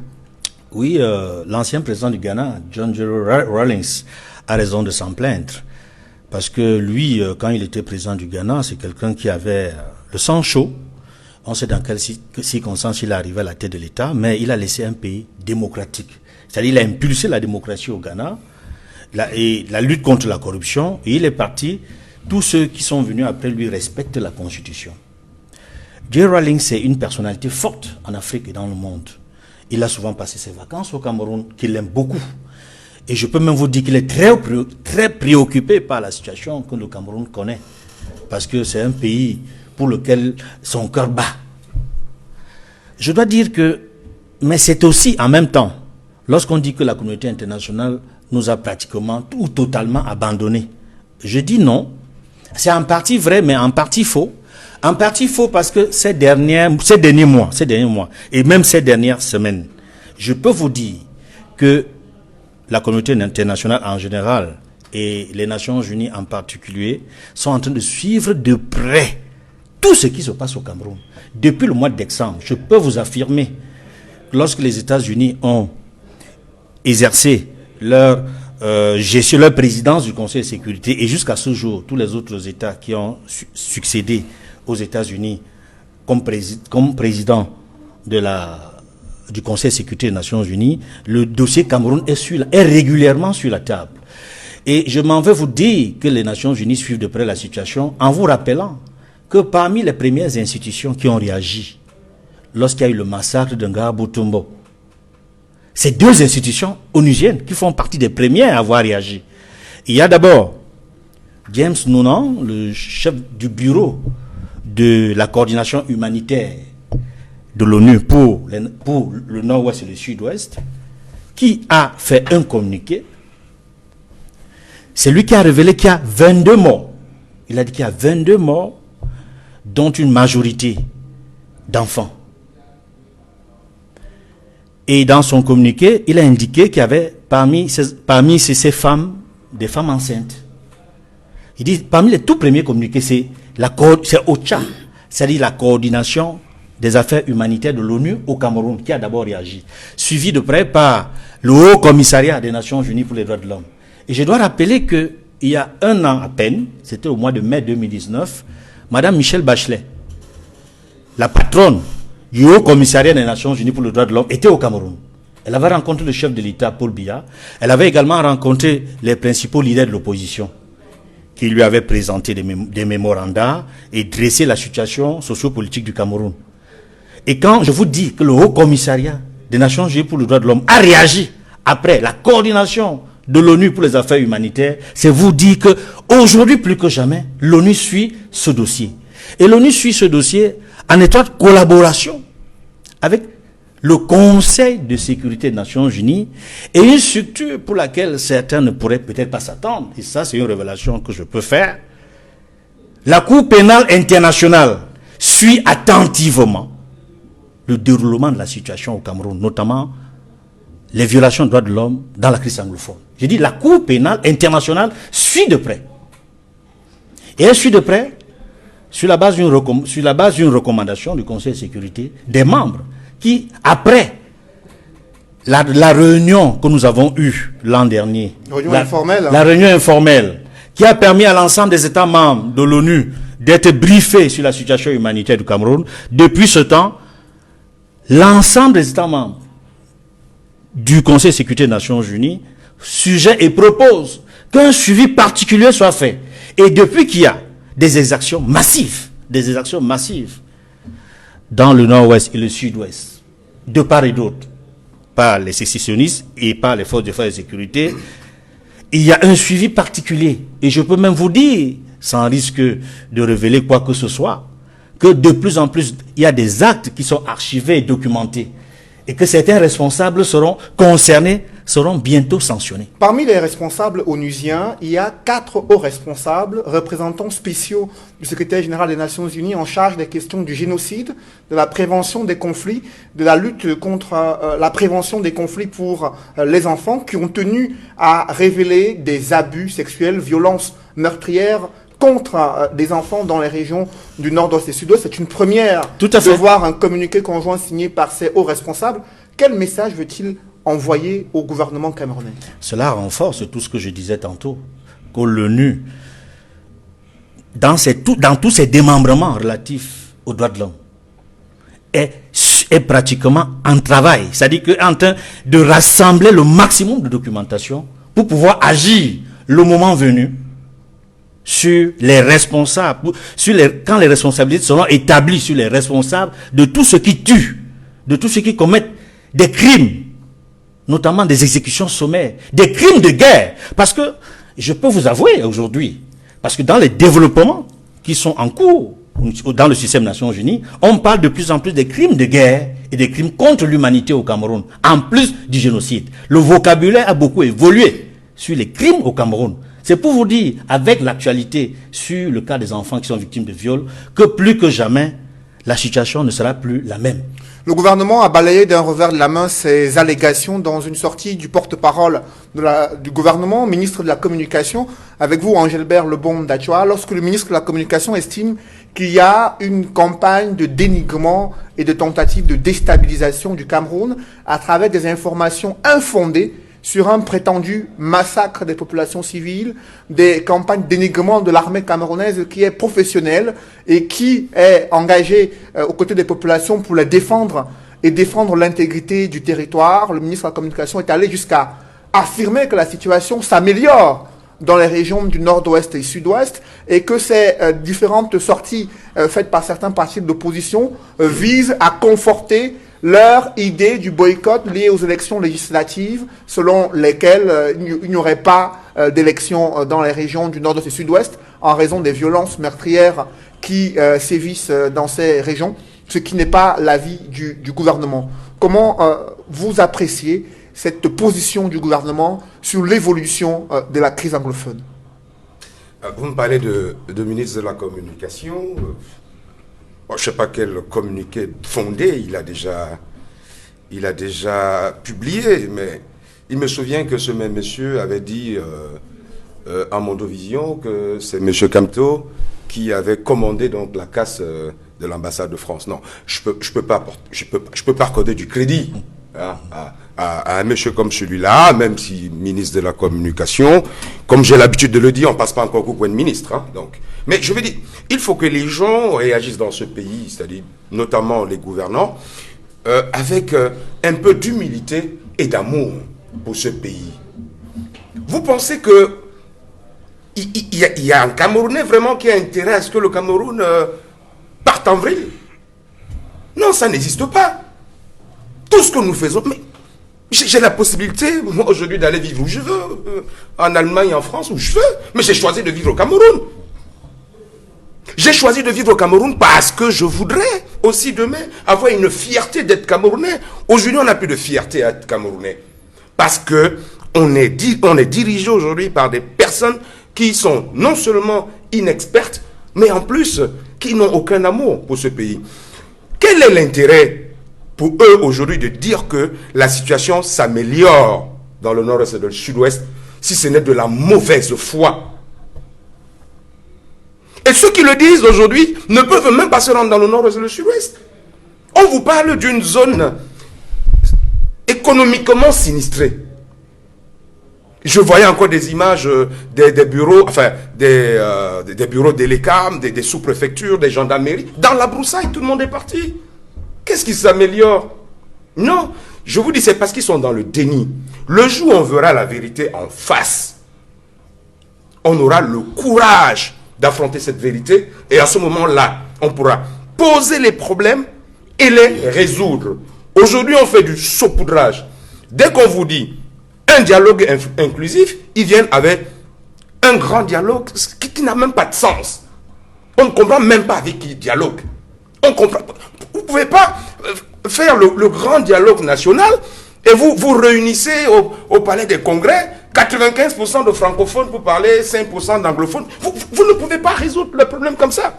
Vous ne pouvez pas résoudre cette crise sans affronter aujourd'hui. Maître Julius Sachou, il y a de nombreux Camerounais qui ont le sentiment que les stratégies gouvernementales déployées jusqu'ici peinent à mettre fin à ce cycle de violence meurtrière dans les régions du nord-ouest et du sud-ouest. Après le grand dialogue national, le gouvernement a voulu faire preuve d'optimisme sur l'amélioration de la situation dans les régions anglophones, mais ces derniers événements survenus en Garbour, dans le Ndonga-Mantoum, démontrent le contraire aux yeux des opposants politiques présents sur ce plateau. Non, moi, le constat là-bas en Béthium, que les partis politiques comme le SDF applaudissent quand les Jésuites tuent les gens. Quand on kidnappe les gens, quand on coupe les têtes des militaires, quand on viole, n'est-ce pas, les femmes, on les abuse, on coupe les têtes et on l'expose en public, ils applaudissent. Et ils disent que c'est le RDPC qui... Et donc, eux, pour eux, comme ils sont avec les saisonnistes, ils sont contre le RDPC. Et ils oublient que, ici au Cameroun, même parmi les militaires appartiennent à tous les partis politiques. Vous allez, lorsqu'il y a des exactions sur le terrain, pourquoi vous voulez blâmer ça à un parti politique? Je dis, monsieur Lavoisier, mon cher confrère, c'est pas comme ça. Laisse les partis politiques en dehors de cette histoire, parce que tout le monde subit. La balle n'a pas des yeux. Lorsque ça vient, ça tue tout le monde. Et c'est ça qu'on doit tout faire pour arrêter. On a parlé, n'est-ce pas, de cesser le feu. Vous voulez seulement qu'on utilise le mot cesser le feu? La DDR qui a été créée, c'était pourquoi? Dépose vos armes, n'est-ce pas, et venez discuter. Comment vous voulez... Est-ce que nous sommes dans le Far West? Que quand vous voulez discuter, vous venez avec vos pistolets? Qu'est-ce que vous leur dites pour qu'ils aillent déposer les armes? Qu'est-ce que vous leur dites? S'il vous plaît. Qu'est-ce que vous leur avez dit? Plusieurs ont déjà fait. Ils sont là. La preuve est là. Que plusieurs ont fait. C'est un mauvais théâtre que vous organisez. Et puis en paix. Et ils aident même les militaires, n'est-ce pas, à faire venir les autres. Si vous ne voulez pas, vous voulez que la guerre continue, vous perdez vos... Maître Achou, je vous dis... Quand ça les tienne. Et vous, je vous dis une chose. Oui. On parle de la communauté internationale dans cette histoire. Tous les commanditaires, n'est-ce pas, des armes, qui achètent des armes pour donner aux enfants, de lutter contre les militaires, vivent aux États-Unis. Est-ce que les Américains, un jour, les ont même interpellés? La personne qui a tiré sur l'avion Cameco est venue dire que c'est moi qui a ordonné. Il vit aux États-Unis. Pourquoi les Américains ne les interpellent pas? Vous savez, moi j'estime que le gouvernement sait que ces enfants qui ont les armes, la plupart ne connaissent pas pourquoi ils ont les armes. C'est pour ça que l'État, la banque camerounaise n'a pas commencé une vraie guerre contre ces gens-là. On fait seulement la protection. Il faut tout protéger le plus possible, n'est-ce pas, la population. Mais les États-Unis d'Amérique ont demandé au gouvernement camerounais d'aller discuter avec parmi les anglophones, c'est que vous ne le savez pas. Ces groupes de la diaspora camerounaise résidant aux États-Unis qui soutient ces mouvements sur le terrain. Voilà le problème qui se pose. Moi, je suis anglophone. Je ne suis pas sécessionniste. Nous sommes divisés en 4. Les sécessionnistes, les fédéralistes, les unionistes, ceux qui veulent le Cameroun reste comme à l'État, et ceux qui n'ont pas d'avis. Parmi ces 4-là, Il y a que les saisonniers qui ont pris les armes en disant que bon, il y a soit nous avons un pays indépendant ou rien. Vous voulez discuter avec eux comment? Quelqu'un vous dit, lorsqu'on vient pour parler, il y a un seul objet, une seule idée, la sécession. Est-ce qu'ils forment la majorité des anglophones? Pourquoi la majorité des anglophones ont quitté là-bas pour venir dans la zone francophone? C'est pour démontrer que les unionistes ont la majorité. Mais vous voulez qu'on nous prenne aussi les armes pour lutter contre ces gens-là? Mais l'Église catholique, à travers 16 évêques du monde, ont demandé que le chef de l'État aille vers la médiation suisse pour pouvoir discuter avec certains des groupes séparatistes qui ont accepté de s'asseoir sur la table à condition que le médiateur soit suisse. Que fait le gouvernement depuis concernant cette médiation-là? Il faut noter que c'est l'Église catholique qui est à l'origine, qui est la cause génératrice, n'est-ce pas, de cette histoire. L'Église catholique. Vous faites des accusations graves, oui, avec les évêques et les archevêques, moi je vous dis. Quelles sont les responsabilités selon vous? Non, je viens. Vous êtes l'Église catholique. Oui. Vous êtes censé gérer ces gens chez vous là, qui sont dans la bourse un peu partout. Ce sont vos diocèses et autres. Il y a ces gens qui prennent les armes. Vous les connaissez bien. Vous ne pouvez pas les convaincre que pour régler un problème, les armes ne sont pas nécessaires. Vous voulez parler gouvernement. Vous ne parlez même pas à ces sécessionnistes qui ont même torturé les évêques. Alors que vous les voyez tous les jours. Les évêques ne les parlent pas. Ils disent seulement le gouvernement. Pourquoi pas parler à ces gens aussi? Quand je dis la cause génératrice de cette histoire, c'est parce que quand les problèmes ont commencé, l'Église a fermé ses portes. L'Église a fermé ses portes, a fermé ses écoles, a laissé les enfants dans les rues. L'Église n'a pas protégé. L'Église a peu peur. Mais la protection des populations incombe d'abord au premier lieu au gouvernement et à l'État du Cameroun. Cela veut dire que l'Église même vous a dit, ces sécessionnistes nous dépassons. Il n'arrive pas à parler à ces gens qui ont pris les armes pour venir tirer, n'est-ce pas, sur les enfants aux écoles. Il ne peut pas les demander d'arrêter. Pourquoi choisir que le gouvernement? Oui, mais le gouvernement entretient des milices gouvernementales. Maître Julius a choisi la parole. Maître Julius, allez-y. Le gouvernement a sa milice sur le terrain. S'il vous plaît. L'Église a une devoir moral dans la société. On veut, on ne veut pas. C'est l'autorité morale, n'est-ce pas, dans la société. Et lorsque il y a des méfaits, il y a des choses, n'est-ce pas, qui perturbent la population, l'Église devait avoir un rôle, n'est-ce pas, de médiation. Il doit tout faire, n'est-ce pas, pour que les deux parties s'approchent pour en parler. Elle a essayé. L'Église a essayé. L'Église n'a jamais essayé. L'archevêque qui a voulu partir à Kobo, n'est-ce pas, là, qui l'a payé. Il était même malade, là, pendant combien de jours, il a fait quoi? Il est venu avec tous ces soutans-là, sales. Mais il n'a pas toujours osé parler même de ces gens-là. Il a toujours peur de parler d'eux. Pourquoi vous n'avez jamais accepté? Attends. Boris, excuse-moi de vous interrompre. Vous dites que l'Église n'a rien fait. Pourquoi la conférence générale anglophone du cardinal Toumi n'a jamais eu lieu? Vous savez, je vous en prie. C'était une proposition. C'était une proposition de l'Église. Cardinal Toumi était un archevêque en retraite. On va évoluer dans le débat. Il a cessé d'être homme d'église. En étant en retraite. Je vous en prie. Il ne peut rien. A-t-il cessé d'être Maître Julius Achou et Edmond Kamga, on va évoluer d'abord en donnant la parole à Maître Lavoisier de Sapi sur la position qu'adopte Maître Julius Achou, estimant que les acteurs religieux, les autorités religieuses n'ont pas joué leur rôle de pouvoir calmer les esprits surchauffés dans les régions du nord-ouest et sud-ouest. Cet argument suffit-il à justifier l'escalade de tensions et la montée des violences meurtrières dans les régions anglophones? Non, je ne pense pas. Je crois qu'il faut être honnête de reconnaître que au début de cette crise, des ministres de la République ont monté des plaintes contre les évêques et les modérateurs des églises, quand ceux-ci tentaient d'intervenir pour qu'il y ait une négociation entre le gouvernement et les syndicalistes. Il vous souvient que l'évêque de Bamenda, le modérateur de la PSS, ont eu des procédures devant le tribunal de grande instance de Bamenda, montées par des ministres de la République qui sont encore en fonction, des ministres du RDPC. Et voilà, c'est votre dossier. Donc vous savez que au début de cette crise, vous avez intimidé l'Église catholique et les églises protestantes pour les empêcher d'apporter une solution. La deuxième chose, c'est que les églises catholiques et protestantes du nord-ouest et du sud-ouest se battaient pour maintenir le système éducatif fonctionnel.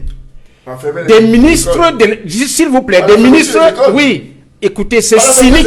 Je vous en prie, Maître Julius, il a la parole. C'est cynique ce que le RDPC Il fait. quand je parlais. Il intervenait quand je parlais. Voilà, c'est cynique ce que le RDPC Je vous en fait. prie. Des ministres de la intervenait. République anglophones ont monté des milices, et vous êtes au courant, vous le savez. Moi? Oui, que des ministres de la République entretiennent des milices Vous êtes dans armées ma tête, vous êtes dans sur ma le tête terrain. déjà. Lesquelles milices ont enlevé des élèves et les ont fait libérer par l'armée pour prétendre qu'il y avait des exploits militaires. bon? Alors que c'était des milices montées par les gens du gouvernement. La même chose s'est passée avec les chefs du sud-ouest, les chefs de Boya. Ouais. C'était des milices gouvernementales qui ont enlevé ces chefs du sud-ouest. Et après, on les a libérés pour aller à Yaoundé, les montrer au premier ministre, machin et tout ça. Mais le gouvernement Et estime pour que ce faire du sont théâtre. des groupes Donc, armés séparatistes qui ont commis Non, c'est ces pas des- enlèvements et Oui. ces kidnappings des élèves et autres personnalités. il y a des, je vous Il dis connaît qu'il y a mieux. des Il personnalités connaît mieux. anglophones Il connaît qui mieux. ont des milices Vraiment. armées sur le Le terrain. magicien alors. S'il vous plaît. Donc, quand vous faites ça, la troisième chose, c'est que les évêques anglophones du sud-ouest et du nord-ouest ont écrit plusieurs lettres au chef de l'État tout à fait. pour proposer leur médiation. Oui. Pour dire que nous sommes prêts à négocier. Donnez-nous le pouvoir de négocier. Le gouvernement a refusé de leur donner le pouvoir. C'est après le grand dialogue national, puisque la conférence du cardinal Toumi, à titre illustratif, a été systématiquement interdite. Oui. C'est après le grand dialogue national que le gouvernement a tenté d'envoyer le cardinal Toumi et Monseigneur Ko sur le terrain pour expliquer l'inexplicable. Et quand vous parlez des sécessionnistes, les sécessionnistes sont intervenus dans les débats. Ayouk Sisikou Tabé et ses frères qui sont en prison ont écrit pour dire que nous sommes prêts au dialogue. Et notre position, c'est que nous voulons le fédéralisme à 2 États, en lieu et place de la Donc, il n'est sécession. pas sécessionniste. Il En est lieu- en fédéraliste. lieu et Vous place voyez? ça veut dire que Il y a une évolution. ça veut dire qu'il y a une évolution. Il y a une évolution. Et interim government, dans- de pas quoi maintenant? Il y a une évolution dans la pensée et dans les prises de vue des positions des autres. Mais le gouvernement est resté radical. Demain. Et le chef de l'État, à plusieurs reprises, a pris la parole devant la nation pour dire nous allons écraser la rébellion armée. C'est pas de ça qu'il s'agit, chers confrères. Moi, je pense que pour quelqu'un pour qui le sang d'un seul Camerounais, je dis le sang d'un seul Camerounais, a une signification. Un chef d'État qui dirige un pays en âme et conscience ne peut pas accepter qu'un Camerounais meure de sa faute. Tous les anglophones qui sont massacrés, c'est par la faute du gouvernement et du RDPC. C'est vous qui refusez de régler cette crise. Alors, dans Et cette... vous seul, vous savez vous les avez- intérêts. Je vous en prie, c'est bon. je vous en prie. Oui, oui. Dans cette Vous impasse, savez, vous savez quel intérêt, quels avantages c'est- vous tirez. Maître Tchapi, dans cette ces impasse-ci, crises-là. dans Et- cette impasse, il y a... s'il Oui, vous plaît, bon, les tuer les s'il vous militaires. plaît, la dernière chose que je voudrais dire, c'est Ouais, que- qu'il appelle les gens, c'est bon. oui, vous avez voulu exploiter cette crise anglophone à des fins électorales. À des fins électorales. Et vous êtes arrivé à votre fin. Parce que ce qui s'est passé, je dis le RDPC, le gouvernement, le RDPC que vous représentez, c'est un parti qui doit même être dissous. Le RDPC doit être dissous. Parce qu'un parti ne peut pas transformer... À cause d'un petit parti comme SDF. Le RDPC ne peut pas transformer Après, le vous comptez Cameroun entre mes mains, là. en Vous un voulez État dissoudre les- génocidaire, et puis vous prétendez que ce qui s'est passé Vraiment. le 9 février 2020 dans le sud-ouest et le nord-ouest, c'était une fois de plus la Je honte. demande SDF ou SDF. Alors, J'ai dit la honte dans cette pour impasse... la démocratie de notre pays. Avant Vous qu'on ne pouvez parle, pas dire que Maître il y a eu Tchapi, élection. avant qu'on ne parle des élections, il y a, pour sortir de cette impasse concernant la crise anglophone, il y a Emmanuel Macron, président français, qui a promis à cet activiste camerounais que dès la semaine prochaine, il va appeler le président Paul Biya, il va mettre le maximum de pression pour que cette situation cesse concernant les violences meurtrières dans les régions anglophones. Qu'attendez-vous d'un tel appel du président français Emmanuel Macron qui compte s'adresser au chef de l'État du Cameroun? Ben, le SDF a toujours soutenu que la crise anglophone soit réglée de manière pacifique. Et nous savons que la France, après tout, est une terre de liberté. Parce qu'il me souvient que la Déclaration universelle des droits de l'homme, qui a été adoptée par l'Organisation des Nations Unies, est largement inspiré de la Déclaration française des droits de l'homme de 1789. Et d'ailleurs, la présidente de la commission qui a rédigé cette déclaration universelle était une Française. Donc je pense que la France, c'est une terre de liberté, une terre de démocratie. Et dans le contexte de la globalisation, dans le contexte de ce que le monde devient planétaire, la France a intérêt à ce que dans son pré-carré, que la démocratie soit instaurée. Le président français l'a dit, et les Français ont beaucoup d'intérêt au Cameroun, à commencer par le franc CFA, par lequel ils nous tiennent depuis l'indépendance. Ils ont intérêt à ce que cette situation ne dégénère pas. Parce que le problème, c'est que la crise anglophone n'a pas encore débordé dans les régions francophones. Si cette crise déborde dans les régions francophones, les Français seront les premiers à partir de ce pays. Ils ont encore la bananerie en Djombe, ils ont Camraï, ils ont le port de Kribi, ils ont ceci, ils ont cela. Les Français ont des intérêts au Cameroun. Et ils ont intérêt à ce que ce pays soit bien gouverné. Je pense que le plus grand intérêt que Macron peut faire à notre pays, c'est qu'il nous aide à nous débarrasser de Paul Biya. Paul Biya vous a dit, je suis l'ami de la France. Il faut qu'on se souvienne de moi comme celui qui a instauré la démocratie au Cameroun. Mais c'est une démocratie de sang, cher confrère, Maître Achou. Une démocratie dans laquelle les gens tiennent le sang des Camerounais en main, les gens marchent sur le sang des Camerounais pour gouverner, c'est impossible. Donc je pense que ce que nous attendons de la France, c'est que leurs amis qu'ils ont installés au pouvoir à travers les sectes magico-religieuses, Ateba Yene est mort pour ça, pour avoir dénoncé ça, qu'ils aident ses amis à quitter le pouvoir et qu'une vraie démocratie s'installe dans notre pays. Après vous, Edmond Kamdia, le président français Emmanuel Macron dit qu'il a plusieurs fois invité le chef de l'État du Cameroun à ouvrir le jeu politique, à accélérer la décentralisation et qu'il compte encore l'appeler la semaine prochaine pour mettre davantage de pression sur le fait que la situation se dégrade à nouveau dans les régions du nord-ouest et sud-ouest. Qu'en peut-on attendre de cette implication annoncée du président français sur la question de la résolution de la crise anglophone et la décrispation du climat sociopolitique au Cameroun? Je pense que tout Camerounais et toute Camerounaise serait fier de ce que des pays amis puissent accompagner le Cameroun dans la résolution de la crise anglophone. Bon, le sujet concernant la décentralisation, vous savez, ça ne fait pas l'unanimité, hein. C'est une partie des Camerounais qui veut la décentralisation. Il y a beaucoup de Camerounais qui auraient souhaité le fédéralisme. Il y a des partis politiques qui se battent pour le fédéralisme. Et c'est les deux grandes options actuellement sur la table, la décentralisation et le fédéralisme. Malheureusement, le grand dialogue n'a pas permis aux partisans du fédéralisme de mettre vraiment sur la table, de démontrer les vertus du fédéralisme. Maintenant, sur la question qui est posée, nous pensons qu'effectivement, la pression qu'Emmanuel Macron va mettre sur son homologue camerounais pourrait permettre d'aller un peu plus loin dans l'effectivité de la loi que nous avons votée, le Code général de la décentralisation. Même comme personnellement, je ne pense pas que ce texte va beaucoup nous aider. Il ne va pas beaucoup nous aider parce que il ne tient même pas compte des réalités de nos frères du Nord-Ouest et du Sud-Ouest et toutes les structures qui existent là. On a mis la House of Chiefs, mais en réalité, ça va fonctionner comme dans les régionales que nous allons connaître bientôt dans les régions anglophones. C'est-à-dire qu'on va organiser les élections régionales, le contenu, le fonctionnement ne sera pas différent de l'application de ce qu'on a appelé régime spécial dans le Nord-Ouest et le Sud-Ouest. Et je pense que, pour moi, c'est mal parti. C'est très mal parti dans le Nord-Ouest et le Sud-Ouest comme solution de décentralisation. Pour moi, il faut attendre. Pour moi, véritablement, il faut attendre qu'il y ait la médiation. Elle peut se passer en Suisse ou partout ailleurs. Mais que le gouvernement, ses représentants et les leaders séparatistes se retrouvent quelque part et trouvent les meilleures formules qui conviennent. Et s'ils parviennent à accorder leur violon, on rentre à l'Assemblée nationale, on adopte alors une loi, et c'est cette loi qui est véritablement implémentée sur le terrain. Parce que c'est à ce prix que nous obtiendrons un cessez-le-feu. Après vous, Angélbert Lebon d'Atual, le président français est très engagé sur les questions de démocratie, de bonne gouvernance au Cameroun, qui parle d'ouverture du jeu politique, qui parle de décentralisation, qui parle de nouvelles pressions à exercer sur le pouvoir de Yaoundé afin qu'il lâche du lest sur le paysage politique au Cameroun.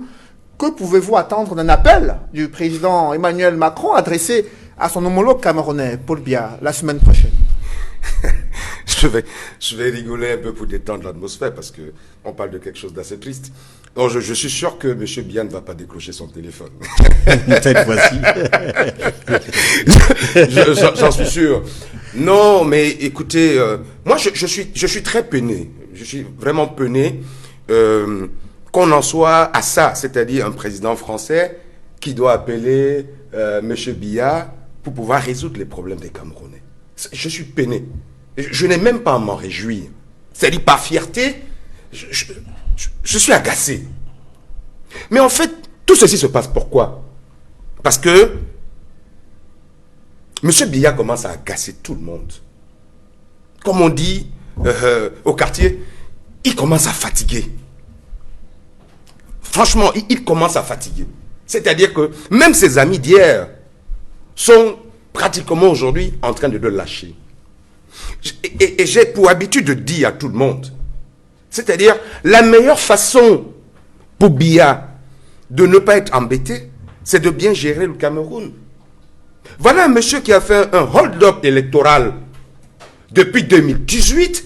Vous pensez que si depuis 2018, il gérait au quotidien ce pays de manière radieuse, machin, tout ça, il aurait des problèmes? Non! Il a des problèmes aujourd'hui parce qu'il est incompétent et tous ceux qui gouvernent avec lui. Le dire, ce n'est pas être insultant. Pardonnez-moi, M. Biya, mais je fais un constat. On ne part que d'incompétence en incompétence. Donc, moi, je suis peiné de parler de M. Macron, mais au moins, là où je pourrais être fier ou me réjouir de l'intervention de M. Macron, c'est de dire que heureusement qu'il commence donc aujourd'hui à épouser les volontés et démocratiques et de liberté des peuples africains. C'est un bon début. Parce qu'on n'attendait que ça de la France depuis. D'accord? Alors, maintenant, si c'est Macron qui va résoudre la crise anglophone, je ne sais trop comment, parce que pour résoudre la crise anglophone, nous, Camerounais, nous avons déjà proposé à M. Biya ce qu'il faut faire. Je sais pas ce que Macron peut dire à Biya, sauf maintenant de dire, il faut que tu organises un véritable dialogue, c'est-à-dire un dialogue inclusif, que tu parles avec tout le monde, que tu libères. Moi, j'ai lu un communiqué hier, rédigé par M. Ayuk Tabé, à qui je dis bonjour au passage, parce que je sais qu'il est en train de me regarder, signé par 9 leaders. Alors, bon, je suis pas trop brillant en anglais, mais là, il y avait Mister 2 fois. Après, il y avait Barista. 4 fois. Professeur. Et après, il y avait Professeur. Mais quel est ce gâchis? Quel est ce pays qui mange ses propres enfants? Moi, je comprends pas. J'ai rencontré Ayuk Tabé en prison. C'est pas le diable qu'on nous présente. La solution à la crise anglophone, c'est d'abord parler. Et on peut se dire, bah écoutez, vous êtes en train de revendiquer ceci, sachez que bon, sur ce point, vous vous trompez, parce que, il faut parler. On ne peut pas, ce n'est pas en appelant les gens au cabinet du Premier ministre, en donnant une enveloppe de 2 millions, 3 millions à chacun, l'argent de taxi, ce n'est pas en réunissant 95% des francophones au palais des congrès qu'on va résoudre ça. Il faut descendre déjà sur le terrain. Moi, j'ai vu John Gouté à son arrivée, j'étais très content qu'il aille à Bamenda, mais j'attendais qu'il aille plus loin dans les villages. Je l'ai vu à Boya organiser une messe de mauvais goût. J'attendais qu'il aille dans les villages. Vous ne pouvez pas résoudre ce problème sans écouter les gens, sans aller au contact avec eux, comprendre quelles sont leurs revendications. Donc, franchement, je suis peiné. Je ne sais pas ce que Macron fera. Macron va certainement lui demander, il faut organiser un nouveau dialogue, mais en ce moment-là, un vrai dialogue, et certainement lui demander de libérer M. Ayuk Tabé et tout le reste. Après vous, Maître Julius Acho, parmi les suggestions, recommandations du président Emmanuel Macron, il y a l'accélération de la décentralisation au Cameroun. Et le président de la République l'a plusieurs fois martelé dans ses discours. il y a eu ce projet de loi adopté lors d'une session extraordinaire à l'Assemblée nationale concernant le code des collectivités territoriales décentralisées, avec de nouveaux pouvoirs, de nouvelles compétences à transférer aux différentes communes et aux maires des villes qui sont communément connues sous le nom de communautés urbaines. Il y en a près de 14 au Cameroun. Et aujourd'hui, c'est la mise en place de ces maires qui commencent déjà à poser problème, à tel point que vous avez introduit un recours gracieux auprès du ministre de la décentralisation pour évoquer des zones d'ombre sur les procédures en cours. Qu'est-ce qui fait problème concrètement? Oui, le premier problème, c'est le fait que on a oublié que le grand dialogue qui a eu lieu était convoqué pour régler le problème dans la zone nord-ouest et du sud-ouest. Donc ça veut dire que le code qui allait le résultat, n'est-ce pas, de ce grand dialogue qui a été promulgué le 24 décembre 2019, devait d'abord s'accentuer, n'est-ce pas, sur le problème du nord-ouest et du sud-ouest. Or, quand je parle au code, je constate d'abord qu'il devait avoir un décret présidentiel pour créer les communes. Ça n'a pas été fait. Deuxièmement, je regarde à l'article 3 que cette zone-là devait avoir un statut spécial. J'ai parcouru le texte. J'attends. Ce statut spécial. On n'est pas voir les débatteurs. Et l'autre jour, je vois le ministre des décentralisations. Avec circulaire. Il faut une lettre circulaire en citant cette loi du 24 décembre 2019, en donnant les instructions, comment faire, n'est-ce pas, pour les élections des maires et des maires des communes, arrondissements et des maires des villes, ainsi de suite. Moi, je me suis posé la question, mais est-ce que le chef d'État, même comme cette commune-là, est-ce que le chef d'État a signé le décret qui crée ces communes? Est-ce que la loi peut être rétroactive? C'est-à-dire, en même temps qu'on utilise les lois de 2004, en même temps, est-ce que c'est normal?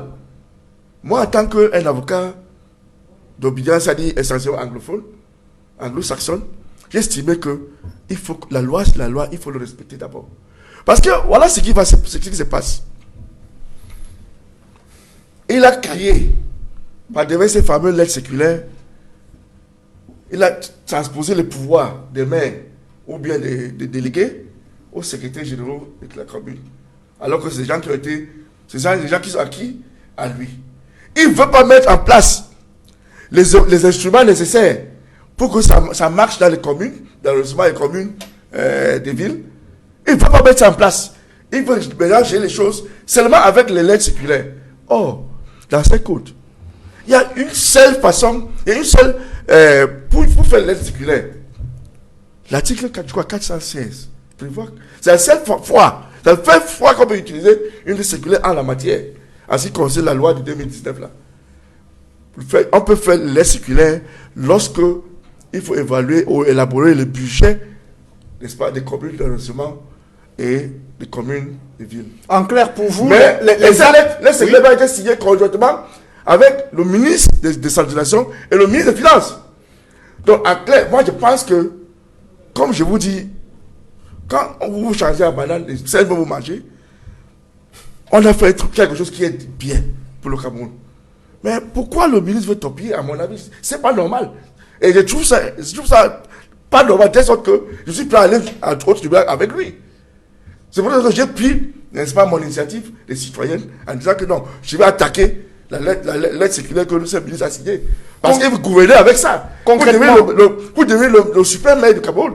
Que reprochez-vous concrètement à l'acte qui a été posé par le ministre de la décentralisation, qui lui, dans son document, a donné les modalités d'organisation des élections des maires dans les communes d'arrondissement et dans les communautés urbaines devenues des villes, selon les dispositions du nouveau code des collectivités territoriales décentralisées. Concernant les régions anglophones de façon spécifique, quel problème se pose? La première des choses, en droit, est-ce qu'on peut appliquer ces codes alors que les communes n'ont pas été déterminées par le décret présidentiel? Est-ce qu'on doit continuer à utiliser la loi de 2004 à la matière? La première des choses. Deuxièmement, vous voulez organiser, n'est-ce pas, les élections et autres partout. C'est déjà prévu par la loi. Est-ce que vous avez encore besoin de citer la loi en disant que, est-ce que vous avez besoin de faire tout ça si ce n'est pas un dessin? Vous n'avez pas besoin, n'est-ce pas, de citer la loi qui est déjà là. Parce que la loi dit très clairement comment organiser les élections au niveau des communes, d'arrondissement et communes de ville. C'est déjà là. Quels devraient être les préalables avant la sortie du ministre? Premier préalable, c'est le statut spécial. Voilà. N'est-ce pas? Dans la zone nord-ouest et sud-ouest. Il faut dire que ce statut spécial dépend d'un texte qui Il faut n'existe d'abord pas. que ça soit fait. C'est Voilà. pas encore fait. Donc, Ça veut dire que c'est la circulaire du conseil que dans nous ce vous texte. en zone, Maître Diouf Sachou, la la parole. zone francophone. Ça veut dire que c'est la circulaire du conseil, sa zone francophone. Pourquoi? Ça, c'est la première des choses. Deuxièmement, parce que pour créer ces communes, ça se fait par nombre d'habitants. On ne veut pas. Il faut recenser. Il faut faire le recensement avant de déterminer quelle commune peut être dans quel endroit, ainsi de suite. Ça se fait par décret présidentiel. Est-ce qu'il y en a ça? Non. Cela veut dire, ce ministre veut utiliser ces documents pour gérer les communes. Parce que dans le texte, on dit que l'État, n'est-ce pas, peut. Et quand vous regardez tous les articles, c'est lui. Donc il peut prendre les dispositions même pour désigner une mairie ad hoc ou quelque chose comme ça pour gérer en attendant. Or, c'est pas ça l'esprit de la loi votée par l'Assemblée. C'est pas ça l'esprit, n'est-ce pas, notre fameux grand dialogue. Alors justement, Maître s'appuie sur le statut spécial des régions du nord-ouest et sud-ouest. L'élection des maires s'est tenue il y a quelques jours. Les résultats ont été rendus publics, mais jusqu'ici, comme l'a relevé Maître Djilou Sachou, aucun texte réglementaire qui permet d'organiser et de confirmer sur le plan légal l'existence de ces statuts spéciaux pour les régions du nord-ouest et du sud-ouest. Et voilà que le ministre, la décentralisation, s'engage dans l'organisation des élections à travers le triangle national. Comment appréciez-vous les éléments relevés ici par Maître Djilou Sachou? Oui, ça ressort ce que j'ai relevé, à savoir tantôt que le grand frère, Maître Achou, devrait démissionner ce parti. C'est plus ce qu'il cherche là-dedans. Parce que vous reconnaissez maintenant que les militants de votre parti qui sont tapis dans diverses administrations de la République trompent les anglophones. On a dit en grande pompe au grand dialogue national que on avait octroyé, qu'on allait octroyer un statut spécial dans les zones anglophones. C'était pas nouveau d'ailleurs, puisque c'était prévu dans la Constitution. Oui.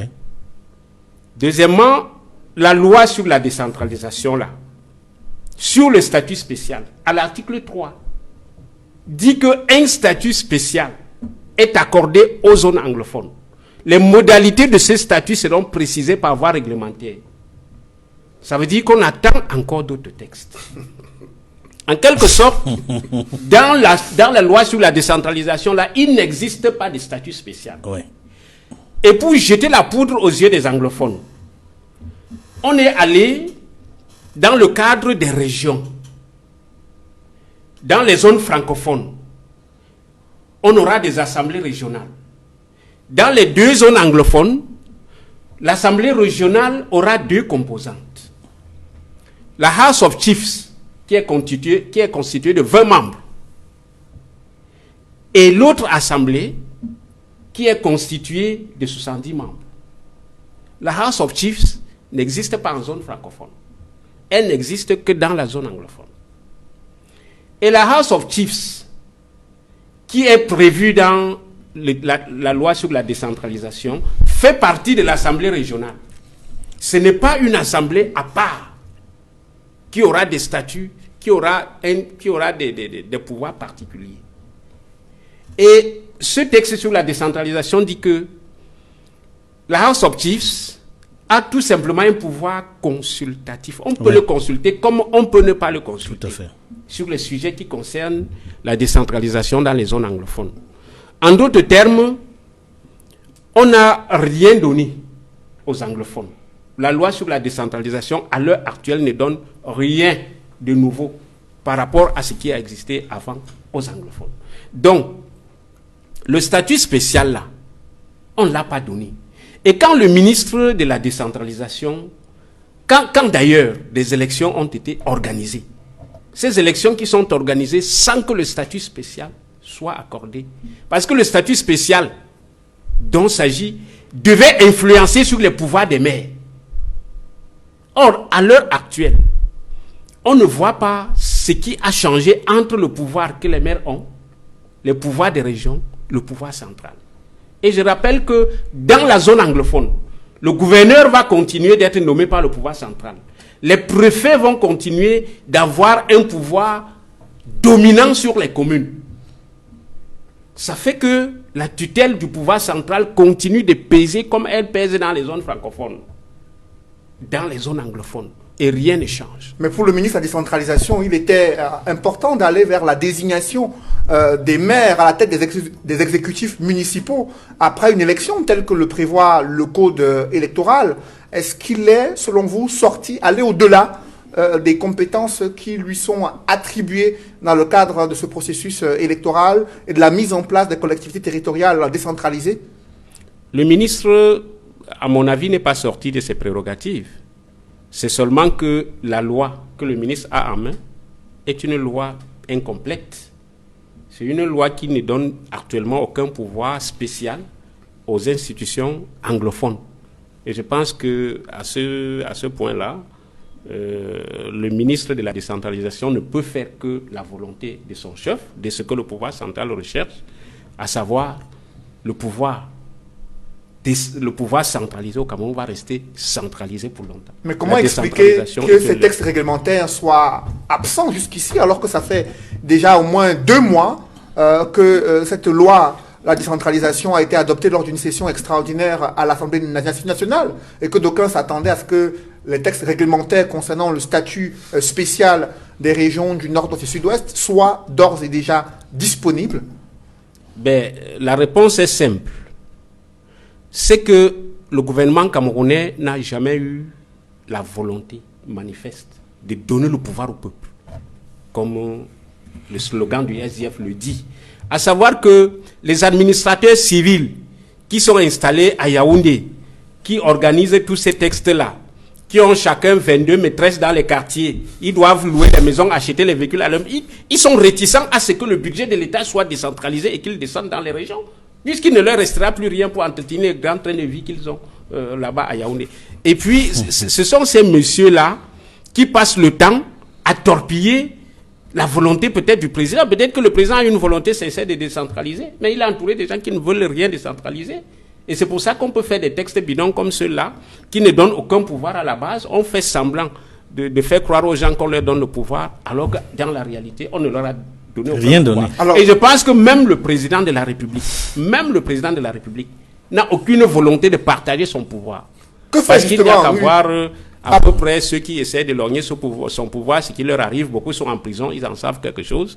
Je pense que Paul Biya n'a aucune volonté de partager son pouvoir. Après vous, Maître Tsapi, Maître Julius Achou, que fait le Premier ministre, chef du gouvernement, lorsqu'un l'un de ses ministres s'engage dans une opération comme celle-là, où vous avez relevé de nombreuses zones d'ombre qui pourraient impacter sur les mécanismes de fonctionnement de cette décentralisation qui a été adoptée lors d'une session extraordinaire? Comment expliquer le silence du Premier ministre chef du gouvernement concernant la mise en place de ce statut spécial et des textes régissant la décentralisation au Cameroun? Moi, je pense que, d'abord, ce n'est pas un problème de parti politique, mon cher confrère. C'est un problème de citoyenneté que j'ai adopté. Et il faut noter qu'il y a le RDPC, il y a la démocratie. Et vous n'êtes pas contrainte. Mais le RDPC est au pouvoir. Le RDPC est le parti au pouvoir. Quelqu'un sur n'importe comment. Il faut que je vous explique. Quand j'ai lu, si la lettre circulaire du ministre n'avait pas le texte, c'est-à-dire le code de la décentralisation, je ne devais pas avoir de problème avec ça. Mais lorsque vous citez le code, alors que vous savez bien qu'il n'y a pas, n'est-ce pas, des instruments réglementaires qu'on pouvait utiliser pour justifier l'application de ces codes, vous commencez à l'utiliser. Ça veut dire que vous, le ministre, vous avez un autre dessin. Et lorsque je lis la lettre circulaire, je ne vois pas que Il est en train d'agir sur instruction même du Premier ministre. Donc, ça veut dire que le Premier ministre lui-même aussi est pris du coup. Et on doit commencer à demander, mais qui lui a donné ces gens de pouvoir, n'est-ce pas, de poser ces gens d'actes, en allant donner les instructions au préfet, sans même l'aval du MINAT. Quelle devrait être la démarche légale, Maître Julius? D'après l'ancienne loi de 2004 et autres, il y a une commission de décentralisation qui a été créée. Il y a un comité interministériel en la matière créé.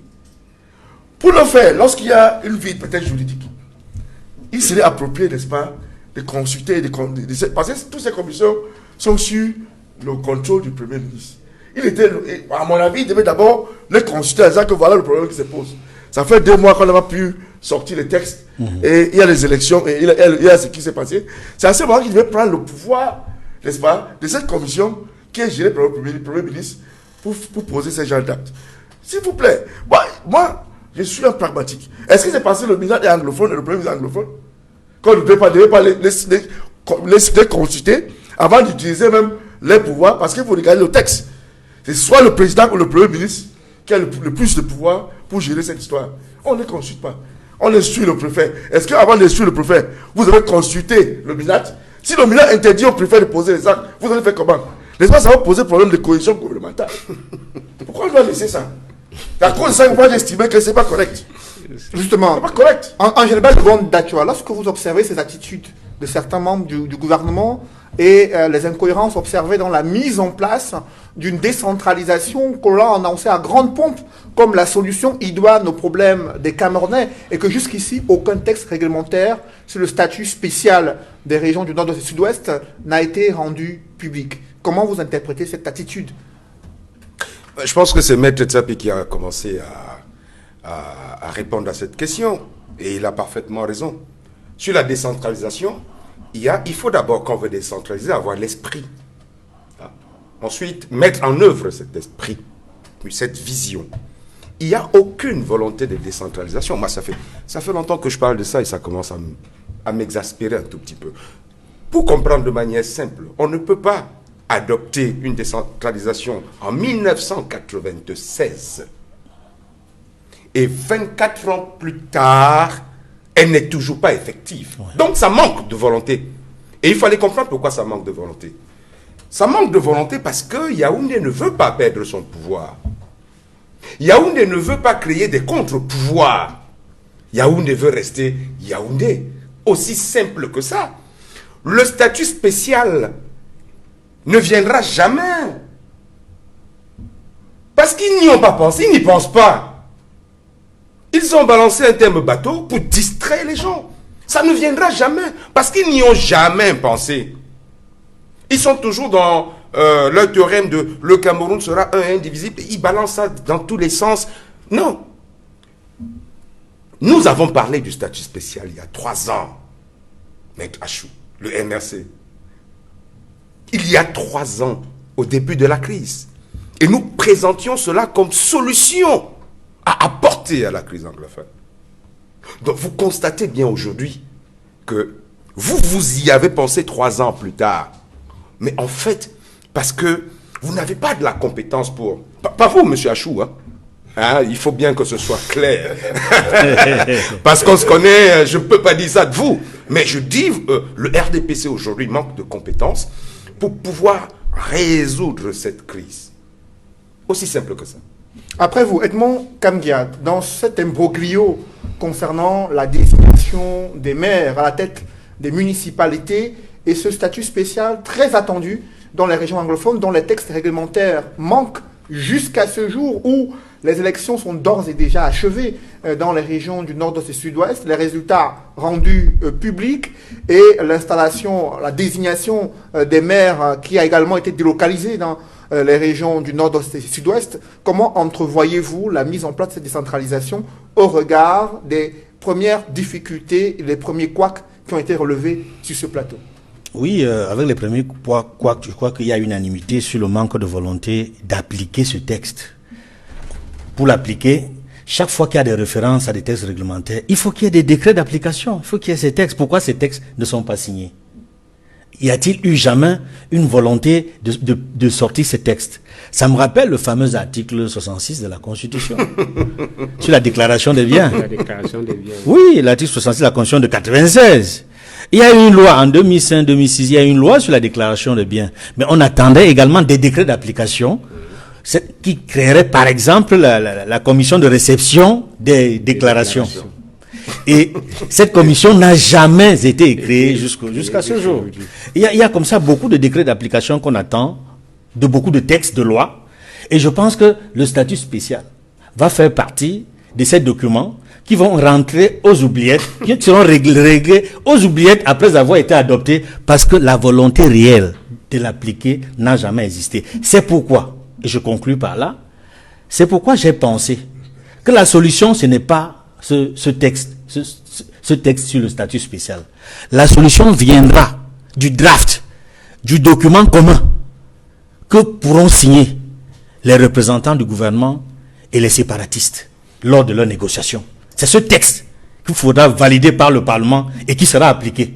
Maître Julius Achou, alors le gouvernement estime que le ministre de la décentralisation jusqu'ici est allé jusqu'au bout dans la décision qu'il a prise d'être circulaire organisant les élections des maires, aussi dans les régions du nord-ouest et sud-ouest. Qu'est-ce que vous attendez concrètement? La première des choses, c'est pour faire la distinction entre la responsabilité d'un ministre envers le peuple, n'est-ce pas, et le parti politique. Le parti politique est là, mais ce n'est pas le parti qui gère, n'est-ce pas, les ministères.